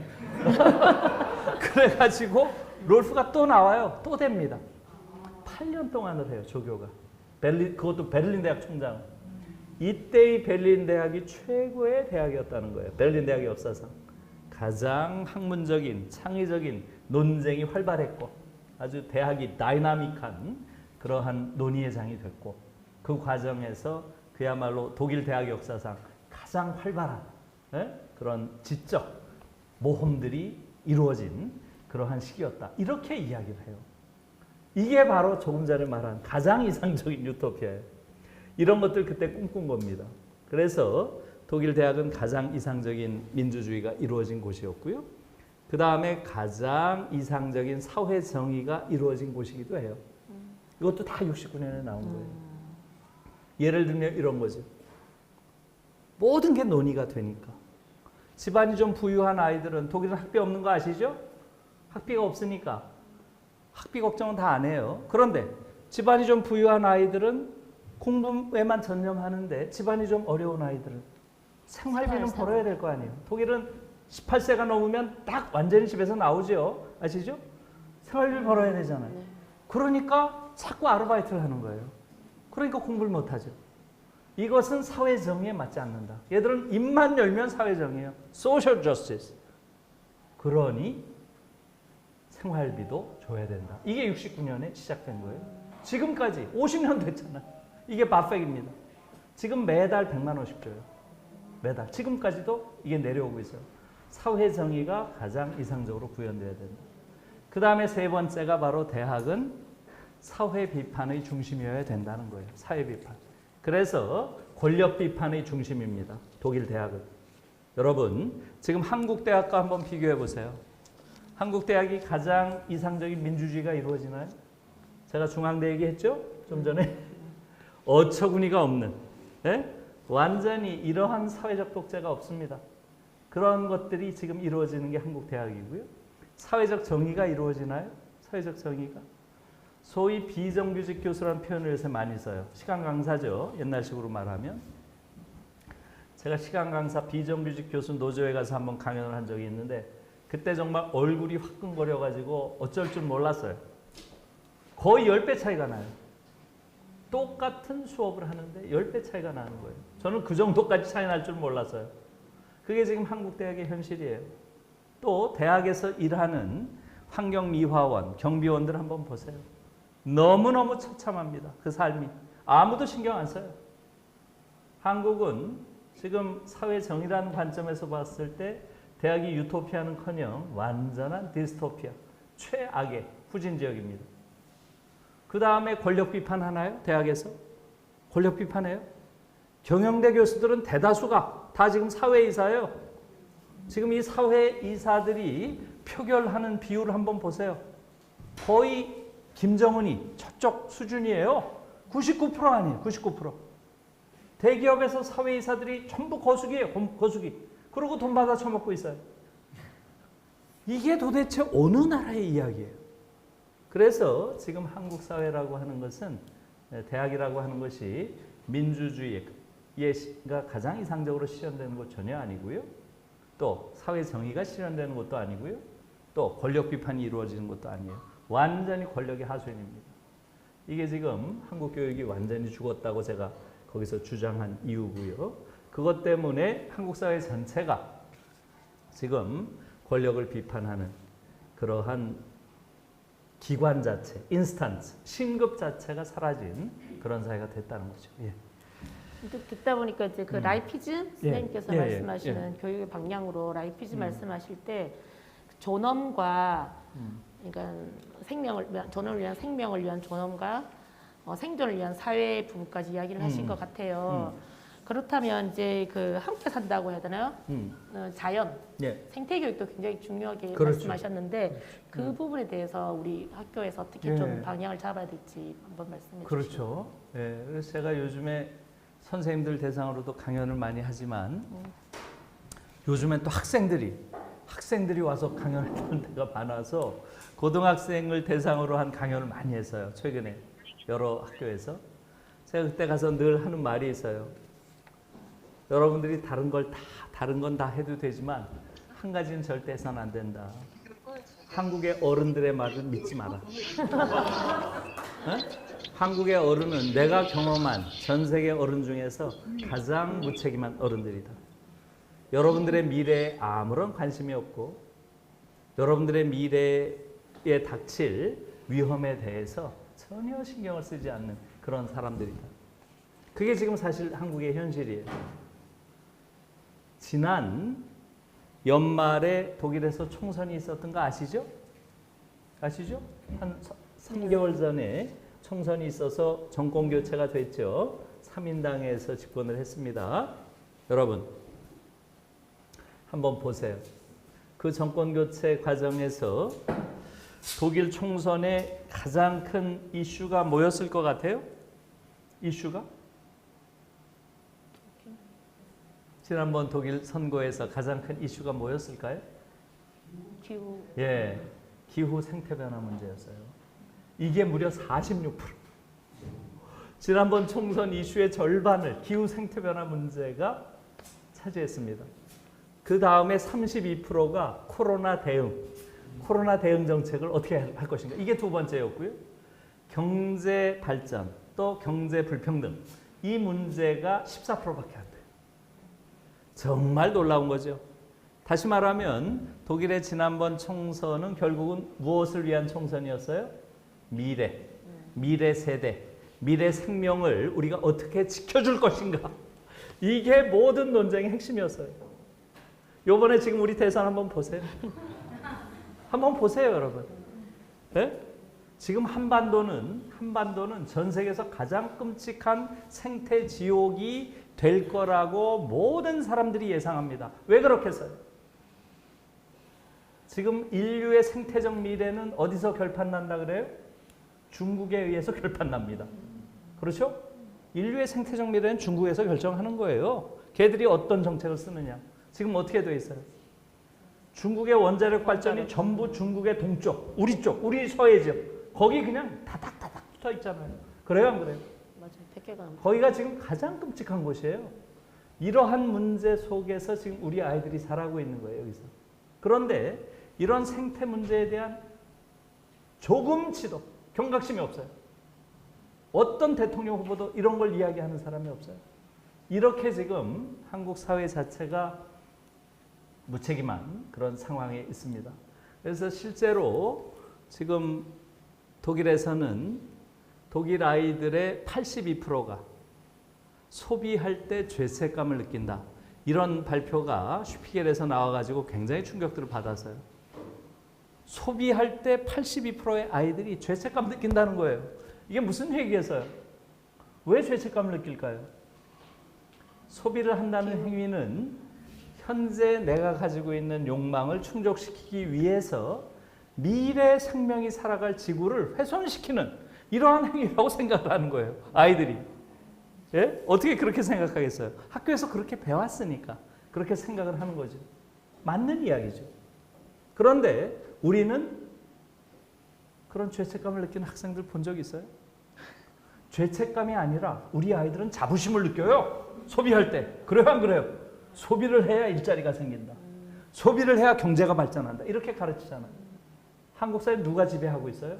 자본 독재 사회라는 거예요. 그래서 한국 사회에서 좋다고 하는 모든 것들은 사실은 안 좋은 거예요. 대부분이. 정말로 좋은 것은 나쁘다고 합니다. 그래서 저는 우리 제자들한테 늘 그렇게 얘기해요. 이 국가가 좋다고 하는 것, 그것은 항상 의심해라. 네? 그것은 나쁠 가능성이 훨씬 많다. 예를 들어서 아르바이트. 좋다고 해요? 나쁘다고 해요? 아르바이트 장려하잖아요. 맞아요. 알바 천국까지 나왔잖아요. 네네. 천국. 그러면 나쁜 거예요, 무조건. 그래서 저는 우리 아이들에게 최대한 아르바이트를 하지 마라. 예? 끝까지 버티다가 안 되면 와라. 내가 어떻게든 장학금 같은 걸 해주겠다. 너희들이 지금 20대 1시간이라는 게 어떻게 7,000원, 8,000원으로 바꿀 수 있냐? 예? 너희들의 1시간이라는 시간은 그야말로 기본적으로 돈으로 환산이 불가능한 시간이고 너무너무 귀하기 때문에 1시간에 7천만 원 주겠다. 이러면 한번 고심해 봐라. 사실은 아르바이트라는 건 뭐예요? 에? 그런 대학에 다니는 미래의 지식인들을 조기에 저임금에 길들이는 책략입니다. 제가 보기에는. 에? 그 아이들이 그러한 저임금에 어려서부터 길들여져 있으면 그 이후에 아주 저임금을 후려쳐도 거기에 적응합니다. 그러니까 사실은 그런 것들을 비판적으로 성찰할 수 있는 그런 능력들을 좀 가져야 된다는 거죠. 아무튼 이건 이제 좀 다른 이야기고요. 지금 생태 문제와 관련해서는 유럽에서는 아이들이 그런 죄책감을 가질 정도로 그러한 생각을 가지고 있고요. 실제로 저는 30년 전부터 그런 이야기를 많이 들었어요. 30년 전부터 22세기는 오지 않는다. 22세기는 오지 않는다. 그것은 많은 그런 미래학자들, 과학자들의 이야기뿐만 아니라 이미 유럽에서는 대체로 공유되고 있는 생각이에요. 공유되고 있는. 그리고 지금 살고 있는 인류가 최후의 인류가 될 것이다. 이런 말들이 이미 상식이 되어 있습니다. 그래서 실제로 아마 여러분들이 유럽 가서 한 1년만 살아보면 놀랄 거예요.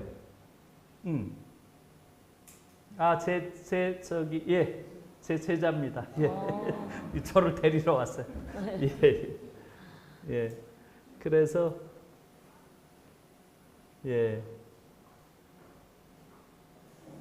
이거 우리 아주 멋있는 제자가 왔는데, 우리 제자는 지금 국가 대목장이에요. 국가 대목장이라는 거 아세요? 네네, 알아요. 예. 문화재 같은 문화재 그거 복원하는 이건데 그게 보니까 한국에서 제일 하기 어려운 거더라고요. 1년에 6명밖에 안 뽑아요. 그래서 제가 존경합니다. 아무튼 그래서 지금 안동에서 작년에 내려왔죠.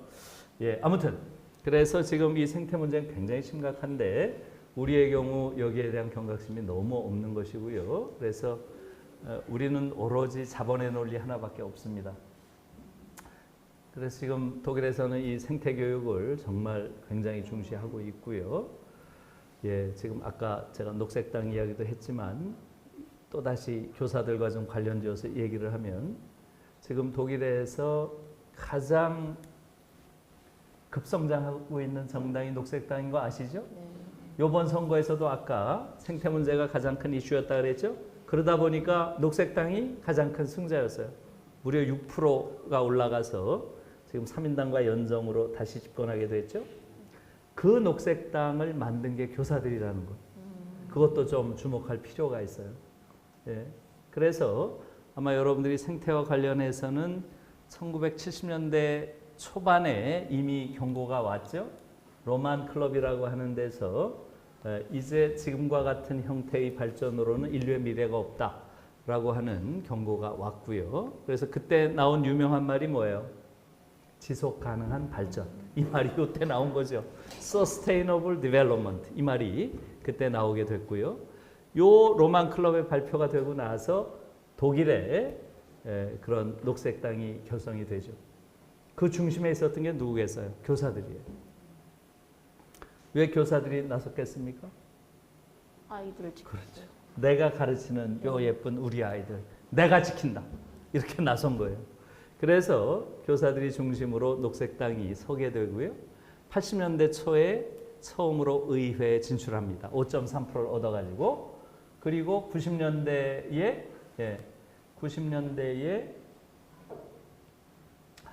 집권을 하죠. 놀라운 거죠. 90년대에 집권을 하니까 사실 굉장히 놀라운 거죠. 8년을 집권합니다. 3인당과 연정으로. 그렇게 해서 독일이라는 사회를 전 세계에서 가장 환경 생태가 잘 된 소위 녹색 국가로 만든 건 우리가 알잖아요. 그 중심에 교사들이 있었다는 거예요. 그리고 요번에 또 다시 녹색당이 요번에 다시 연정 형태로 집권함으로써 독일 사회를 가장 이상적인 그런 환경 생태 중심의 그런 사회로 만들어 갈 수 있게 된 거죠. 예. 네. 저희가 질문이 사실은 상당히 많아서 그 질문들을 좀 모아서 총체적으로 이렇게 말씀하실 수 있는 것들만 좀 먼저 말씀드렸었고요. 좀 개인적인 궁금증으로 이제 강한 자아라는 이야기가 굉장히 많이 나와서 선생님들께서도 아이들에게 그 강한 자아를 키워주기 위한 뭐 성교육이나 생태교육 이야기가 많이 나왔었는데요. 교수님은 그런 교육을 받지 않으셨을 것 같은데 어떻게 그런 강한 자아를? 좀 강한 자아 아니에요. 강한 자아 아니고요. 아니면 뭐 시기와 질투와 외로움과 고달픔이 분명히 있었을 것 같은데 어떻게? 아니에요. 그런 거 별로 없었고요. 네. 저는 강한 자아가 아니고요. 중앙대학교에서 제가 싸운 것은 강한 자이기 때문에 싸운 건 아니고요. 저는 사실은 좀 더 정직하게 이야기를 하면 한국 사회가 완전히 자본 독재 사회로 전락하는 대표적인 사례가 중앙대다 이렇게 생각했어요. 그러니까 자본이 모든 걸 지배합니다. 자본이 의회를 지배하고요. 자본이 사법부 지배합니다. 언론계 다 지배했어요. 네. 지금 자본 독재가 거의 완성이 됐습니다. 그런데 자본이 최후까지 지배하지 못한 게 대학에 있는 인문사회과학부예요. 거기선 자본에 맞서는 자들이 있습니다. 덜어 있습니다. 요거만 장악하면 끝이에요 이제. 말하자면 자본에 맞서는 마지막 진지가 거기에요. 그걸 지금 들어와서 완전히 때려잡는 거 아니에요. 그냥 막바지에 이제 그렇죠. 그래서 저는 그 싸움을 통해서 자본이 학문이라고 하는 소위 최고 고등교육기관을 장악하는 것이 얼마나 위험한 것인지를 한국 사회에 좀 알리고 싶었어요. 그러려면 약간 이슈가 돼야 되잖아요. 그래서 제가 열심히 싸우면 저는 저를 잘라줄 줄 알았어요. 그리고 제가 잘라져야 본격적으로 이제 싸울 수 있죠. 자본에 의해서 희생당한 상징적 인물이 될 거 아니에요. 그때부터 본격적으로 싸우려고 했는데 저를 자르는데 실패했어요, 이 사람들이. 그래서 제가 못 떴습니다. 차이나는 클래스 떴어요. 예, 그래서 아무튼 굉장히 사실은 중요한 이야기예요. 지금 한국은 자본 독재가 너무 심한 사회고요. 그건 나중에 저를 따로 불러주시면 자본 독재에 대해서 제가 강연을 따로 할게요. 이건 긴 이야기니까. 그런 상황들이 좀 있었던 것이고요. 지금 선생님 말씀하시는 그 부분은 성교육의 중요성과 관련된 자리인데요. 우리는 사실은 강한 자아를 갖기가 어려워요. 어려서부터 우리는 성교육을 통해 가지고 결국은 자아라고 하는 것의 본질은 성이거든요. 리비도와 에고라고 하는 것은 같이 형성이 되는 거거든요. 그게 이제 권위주의 성격 이론을 이제 공부해 보시면 그 과정에서 조금 알게 되는데요. 핵심은 그거예요. 결국은 슈퍼에고라고 하는 사회적 도덕, 윤리, 규범 이런 것들이 자연적으로 발생하는 리비도, 성적인 욕망 같은 것을 악이라고 공격해대기 시작하면 어떻게 되겠어요? 에고는 그 사이에서. 그렇죠. 너무나 약한 에고가 될 수밖에 없는 거예요. 깊은 죄의식을 내면화하거든요. 그리고 이 깊은 죄의식을 내면화한 인간일수록 권력 앞에 굴종하는 인간이 된다는 거예요. 그래서 절대로 아이들에게 죄의식을 심어줘서는 안 된다. 이게 독일 성교육의 핵심적인 원리예요. 그래서 성과 관련해서 절대로 윤리적 도덕적으로 성을 비난하거나 악마화해서는 안 된다 하는 게 독일 성교육입니다. 제가 지금 여기 나왔네요. 좋네요. 그죠? 이게 33년에 비레름 라이히가 한 유명한 말이죠. 바로 이 얘기예요. 그리고 그건 한 발짝 더 나가면 바로 이런 것까지 나가는 거죠. 저는 이 굵은 글씨로 쓴 것도 굉장히 중요하다고 생각해요. 성적인 사유를 금함으로써 사유 일반을 억압하고 그걸 통해서 비판 능력을 거세한다는 거예요. 정말 놀라운 이야기죠. 사실은 우리가 성적 상상력을 끊임없이 금지당함으로써 사실은 스스로 자기 검열의 메커니즘을 자기 마음속에 장착합니다. 생각해 보세요. 그래서 비판 능력이 떨어지는 거예요.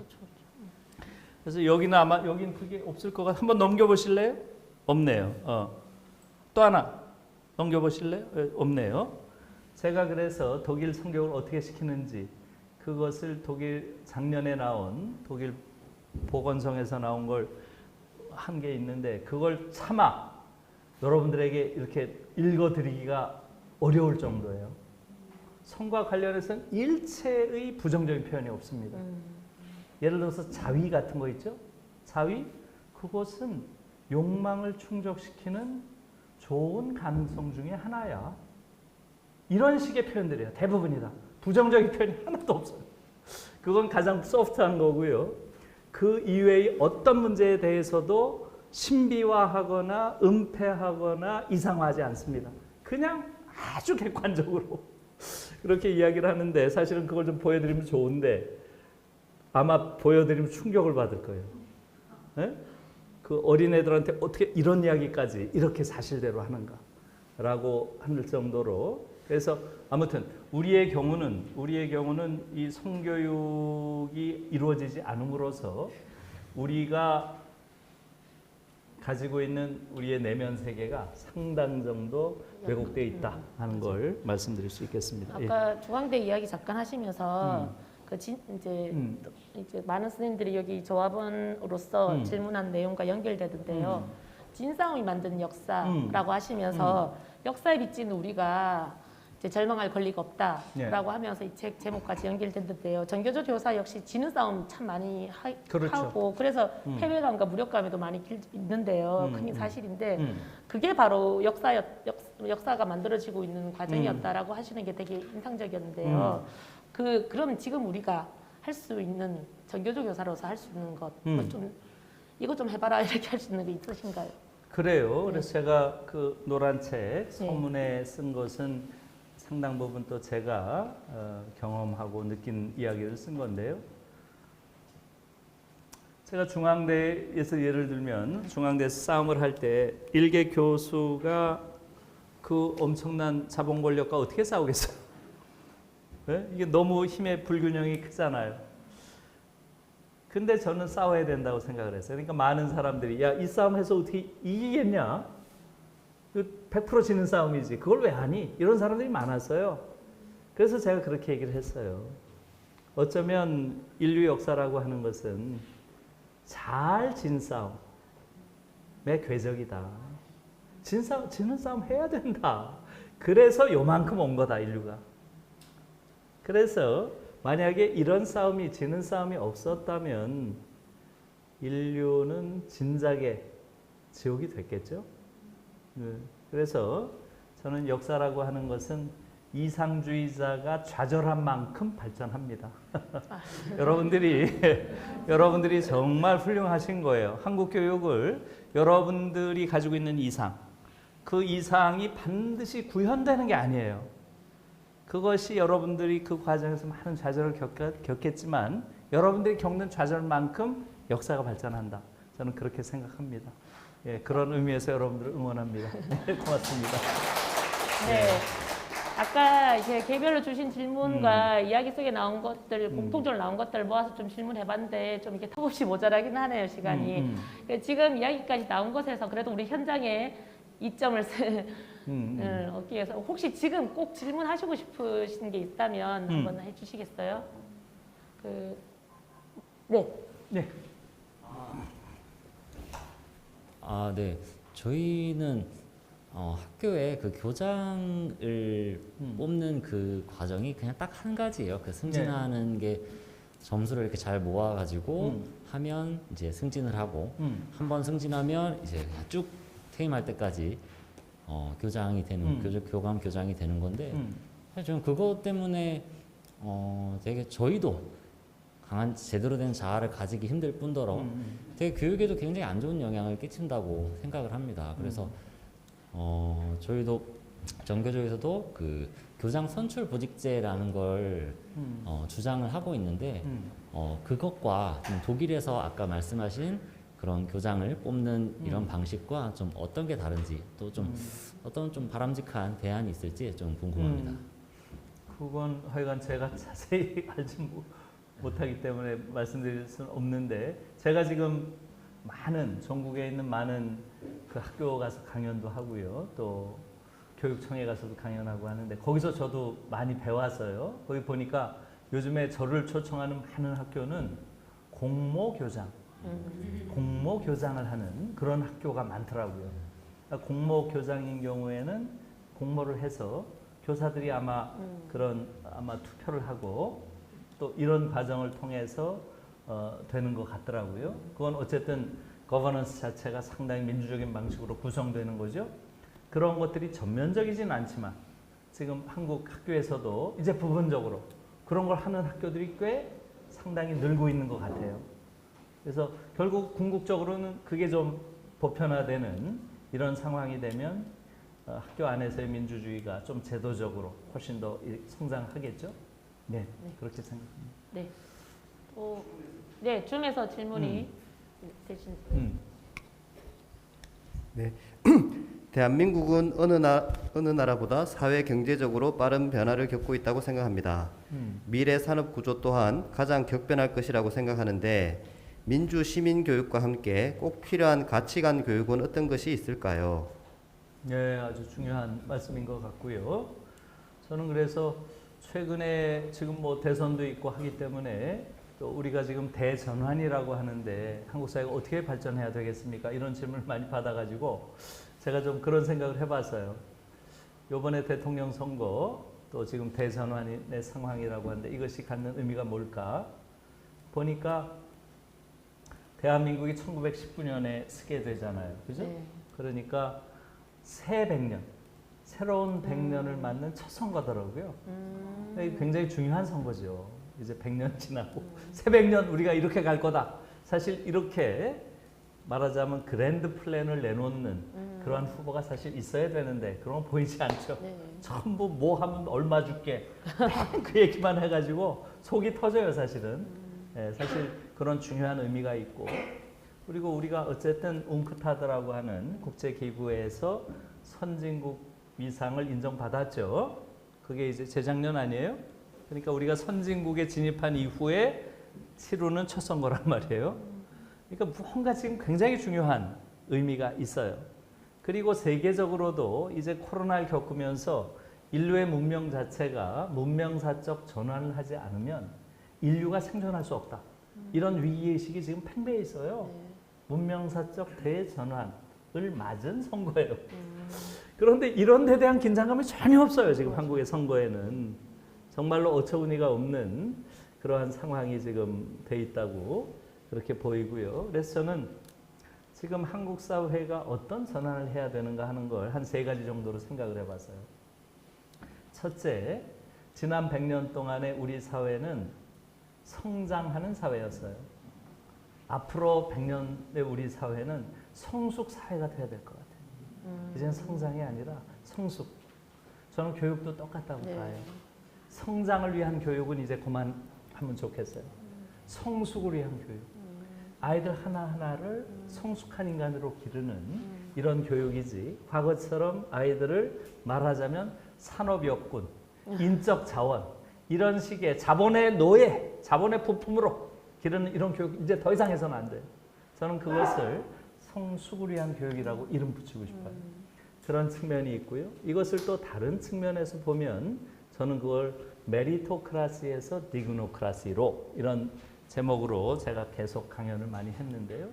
말하자면 능력주의 교육에서 이제는 아이들 하나하나의 존엄성을 중시하는 존엄주의 교육으로 바뀌어야 된다. 이렇게 이야기를 하고 있는 거죠.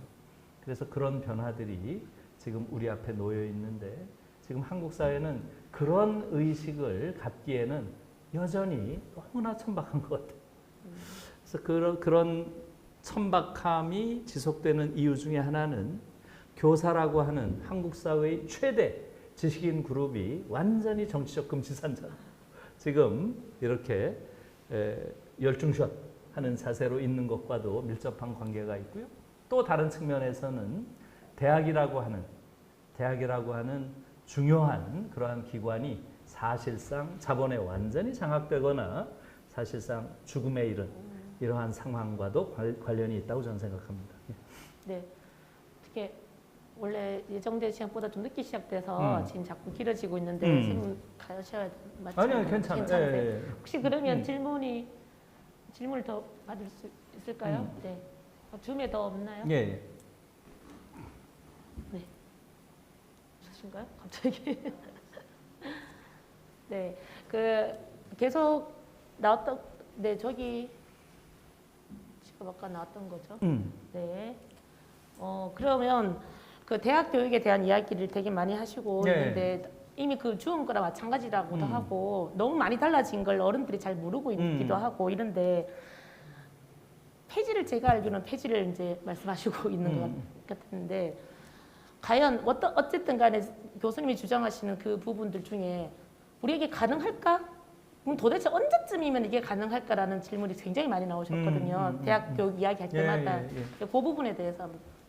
그래요. 그래서 아무튼 제가 그러면 어떻게 하자는 거냐. 그렇죠. 그죠? 한국 교육을 어떻게 바꾸자는 거냐. 이 이야기를 지금 본격적으로 못 했잖아요. 네. 지금 시간이 많지 않으니까 네네. 그 얘기를 또 자세히 할 수는 없고 그 이야기는 제가 작년에 총리 공간에서 한번 강연한 게 있어요. 그거를 보시면 좋을 것 같아요. 왜냐하면 그 자리에 유은혜 장관이 배석해 있었어요. 그래서 아이고 잘 됐다.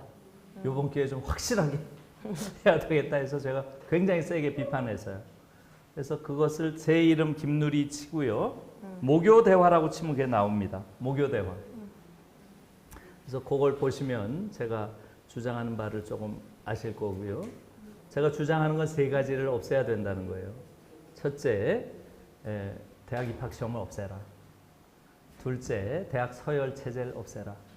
셋째, 대학 등록금 없애라. 요 세 가지를 계속 주장해오고 있습니다. 제가 사실 그 총리 공간에서 이 이야기를 하니까 그 자리에 한 20분 정도 전문가란 분들이 있었어요. 분위기가 어땠을 것 같아요? 분위기가 어땠을 것 같아요? 네. 예. 긴장은 되네요. 네. 구도 익혀. 한번 보세요. 상당히 안 좋았습니다. 네? 그럼 누가 저런 놈을 불렀나? 저놈은 정체가 뭔가? 네. 이런 분위기에 제가 싹 보니까. 그래서 제가 그랬습니다. 예. 저는 이상주의자 아닙니다. 제가 지금 이 세 가지 없애자고 하는 건 유럽에서는 이상이 아니라 일상입니다. 일상. 유럽에서 이 세 가지 있는 나라가 어디 있어요? 한번 대보세요. 예? 대학 입학시험 본 나라가 어디 있어요? 다 고등학교 졸업시험만 봅니다. 예. 그래서 이게 이제 독일에서는 아비투어라고 하고요. 프랑스는 여러분 잘 아시죠? 바칼로레아. 아비투어는 한 90%가 붙습니다. 바칼로레아는 조금 어려운가 봐요. 한 80% 붙는다고 하더라고요. 이거 붙으면 원하는 대학, 원하는 학과를 심지어 원하는 때에 갈 수 있어요. 다 풀어놓은 거예요. 자기가 원하는 공부를 할 수 있게. 예. 우리로 봐서는 너무나 꿈 같은 이야기죠. 그러니까 경쟁을 안 시키고 다 할 수 있게 열어놨는데 독일이 학문 수준이 떨어지나요? 독일에서 노벨상이 몇 명 나온 줄 아세요? 104명이 나왔대요. 104명. 예? 그러니까 지금 이러한 우리처럼 이런 류의 경쟁 교육을 시켜야만 학문적인 수준이 올라간다라고 하는 건 완전히 말도 안 되는 이야기예요. 예? 경쟁 교육을 시키지 않음으로써 오히려 훨씬 더 성숙한 아이들을 길러낸 거죠. 두 번째, 대학 서열이 있는 나라가 어디 있어요? 대학 서열이 있는 나라 어디 있습니까? 없습니다. 유럽은 서열이 전혀 없죠. 독일은 뭐 완전히 다 평준화되어 있는 나라고요. 프랑스가 한때 있었죠. 소르본느가 있었습니다. 소르본느. 이걸 68 혁명 때 고등학생들이 중심이 돼서 소르본느를 완전히 해체해버렸죠. 1, 2, 4, 6대학으로 해체됐잖아요. 그래서 지금 파리는 1대학부터 13대학까지 네. 13개가 있죠. 다 평준화 시켜놨습니다. 유럽의 대다수의 나라가 소위 그런 엘리트 대학과 서열화되어 있는 이런 대학 체제 없습니다. 대학 등록금 낸 나라가 어디 있어요? 독일은 아까 말씀드린 대로 생활비까지 줍니다. 그걸 바펙이라고 하고요. 작년에 생활비 얼마 줬냐를 제가 찾아보니까 서독의 경우는 120만 원 월, 동독의 경우는 100만 원을 줍니다. 20만 원 정도 차이가 나더라고요. 물가 차이 때문에 물가 차이. 동독이 아직도 쌉니다. 동독 지역이. 그래서 지금 우리로선 상상도 할 수 없는 거죠. 근데 더 놀라운 것은 뭔지 아세요? 지금 미국과 유럽이 전혀 다른 대학 체제를 가지고 있는 거 알죠? 독일은 이렇게 대학을 경쟁시키지 않고 또 엘리트 대학이 없고 학비도 없고, 미국은 어마어마하게 비싼 등록금에 소위 대학 서열 체제가 있죠. 하버드, 예일, 스탠퍼드, 프린스턴. 그렇죠? 그리고 어마어마한 경쟁을 시킨단 말이에요. 완전히 다른 체제잖아요. 그런데 요번에 나온 책 여러분 아시죠? 마이클 샌델의 공정하다는 착각. 정말 훌륭한 책이에요. 그 책을 꼭 읽어보셔야 됩니다. 안 읽으신 분은 강추합니다. 그 책에서 샌델 교수가 주장하는 건 뭐예요? 오늘날 미국 사회를 이렇게 야만 사회로 만든 것은 경쟁교육과 능력주의라는 거예요. 네? 그게 이 책의 핵심 메시지입니다. 그래서 미국의 교육제도를 바꿔야 된다는 거예요.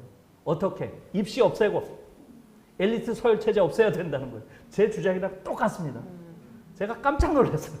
샌델 교수가 날 보고 무슨 모방을 했나. 그랬을 리는 없잖아요. 그죠? 네, 제 주장이랑 똑같아요. 그리고 대학 등록금도 없애야 된다는 거예요. 그것은 샌델은 그 책에서 안 하고 있어요. 누가 해요? 샌더스. 샌더스 아시죠? 네. 예, 샌더스가 그 주장을 하고 있어요. 그래서 독일은 올해, 작년이죠, 바이든 정부 예산에 대학 무상교육 예산이 포함됐습니다. 아세요? 포함됐어요. 그래서 작년에 커뮤니티 컬리지부터 무상으로 들어갔습니다. 예산으로 잡혀 있어요. 이것은 샌더스 주장을 받아들인 겁니다. 바이든이. 놀랍지 않아요? 전 세계에서 한국 교육과 가장 유사한, 다시 말하면 한국 교육이 모방하고 이상화해온 그 미국 교육 자체가 스스로의 문제점을 인식하고 바꾸고 있어요. 어느 방향으로? 유럽 방향으로 바꾸고 있는 거죠. 그래서 저는 이번 대선 과정에서 한두 가지는 제 주장이 받아들여질 거라고 예감하고 있어요. 예, 예감하고 있어요.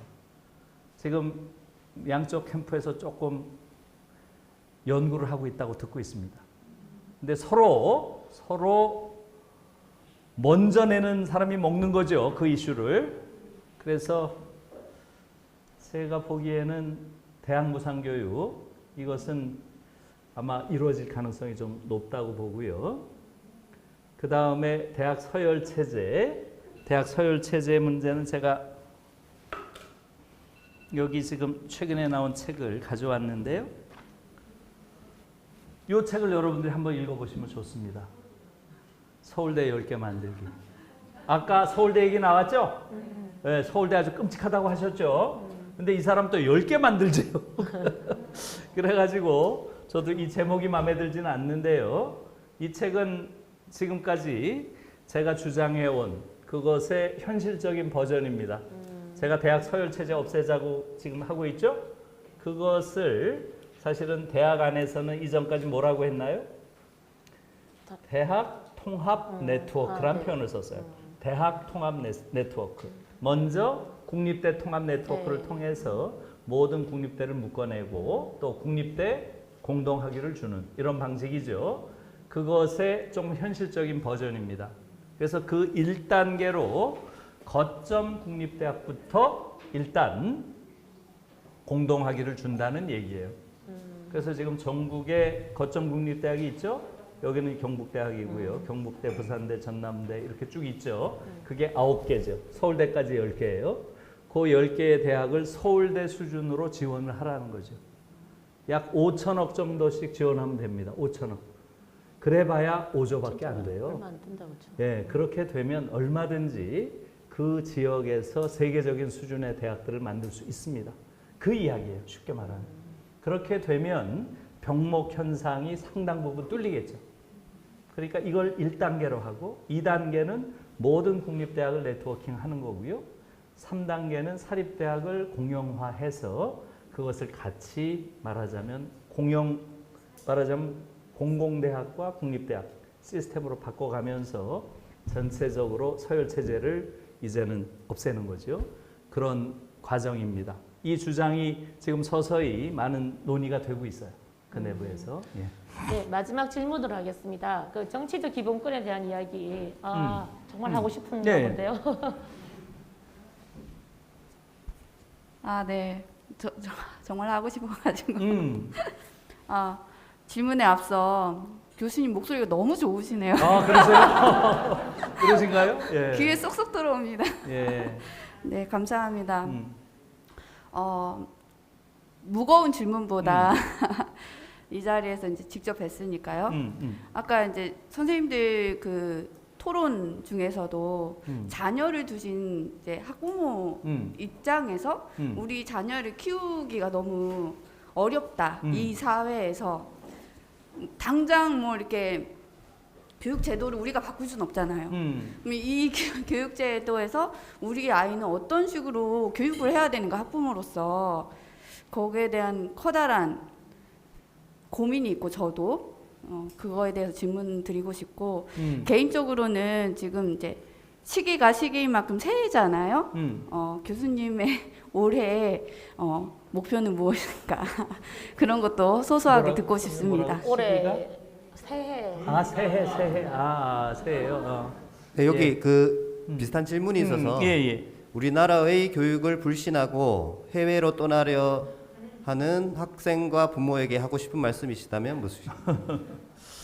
예, 지금 아무튼 선생님 질문도 마찬가지인데요. 우리가 교육과 관련해서는 평생을 일관성을 가진 삶을 살아온 사람조차 분열되죠. 아마 네. 많은 사람들이 분열될 거예요. 참 어려운 것이죠.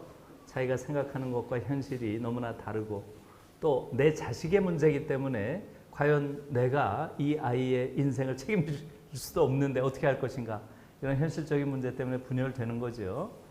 예, 그래서 저는 이렇게 생각을 해요. 궁극적으로는 지금 처해 있는 그 상황 안에서 어떤 결정을 하는가 하는 것은 그 학부모의 절대적인 자유의 영역일 수밖에 없잖아요. 그러나 그럼에도 불구하고 우리가 이 교육이란 문제를 이제 서서히 사회적 공론장의 중심 이슈로 만들어낼 수 있으면 변합니다. 저는 그래서 결국 지금 정치권에서는 이 문제를 골치 아픈 문제라고 생각해요. 이걸 잘못 건드렸다가 표 떨어질 수 있다. 이렇게 생각하기 때문에 이 문제에 대한 깊은 성찰이 없어요. 그래서 결국 이 문제를 푸는 것도 결국 광장에서 결판 나는 게 아닌가. 저는 그런 생각이 좀 듭니다. 네. 우리 학부모들이 또 학생들과 또 교사들이 다 손을 잡고 이 문제를 더 이상 우리 아이들을 전 세계에서 가장 불행한 이러한 상황으로 방치할 수 없다. 이젠 바꿔야 된다. 라고 하는 것을 하나의 운동 차원에서 할 필요가 있지 않은가 하는 생각을 하고 있고요. 마지막으로 선생님들한테 드리고 싶은 말씀은 지금 여러 가지 어려움이 있고 아마 여러분들이 노란 책을 읽고 아까도 제가 들으면서 가슴이 아팠던 게 읽을수록 답답하다 이런 말씀을 듣고서 예, 저도 좀 미안한 느낌을 좀 가졌는데요. 저는 마지막으로 이런 말씀을 드리고 싶어요. 68혁명이라는 이야기가 나오잖아요. 그죠? 그 68혁명이 오늘날의 서구 세계를 만든 걸로 저는 생각하는데요. 그 68혁명에 여러 그룹들이 있었어요. 그 그룹 중에 하나가 시츄에이셔니스트라는 그룹이 있습니다. 시츄에이셔니스트. 이걸 말 그대로 상황주의자 그룹이라고도 불러요. 상황주의자. 이 그룹은 이러한 구호를 핵심으로 삼아요. 유토피아를 꿈꾸지 마라. 유토피아를 살아라. 지금 여기서. 저는 그 말이 좋아요.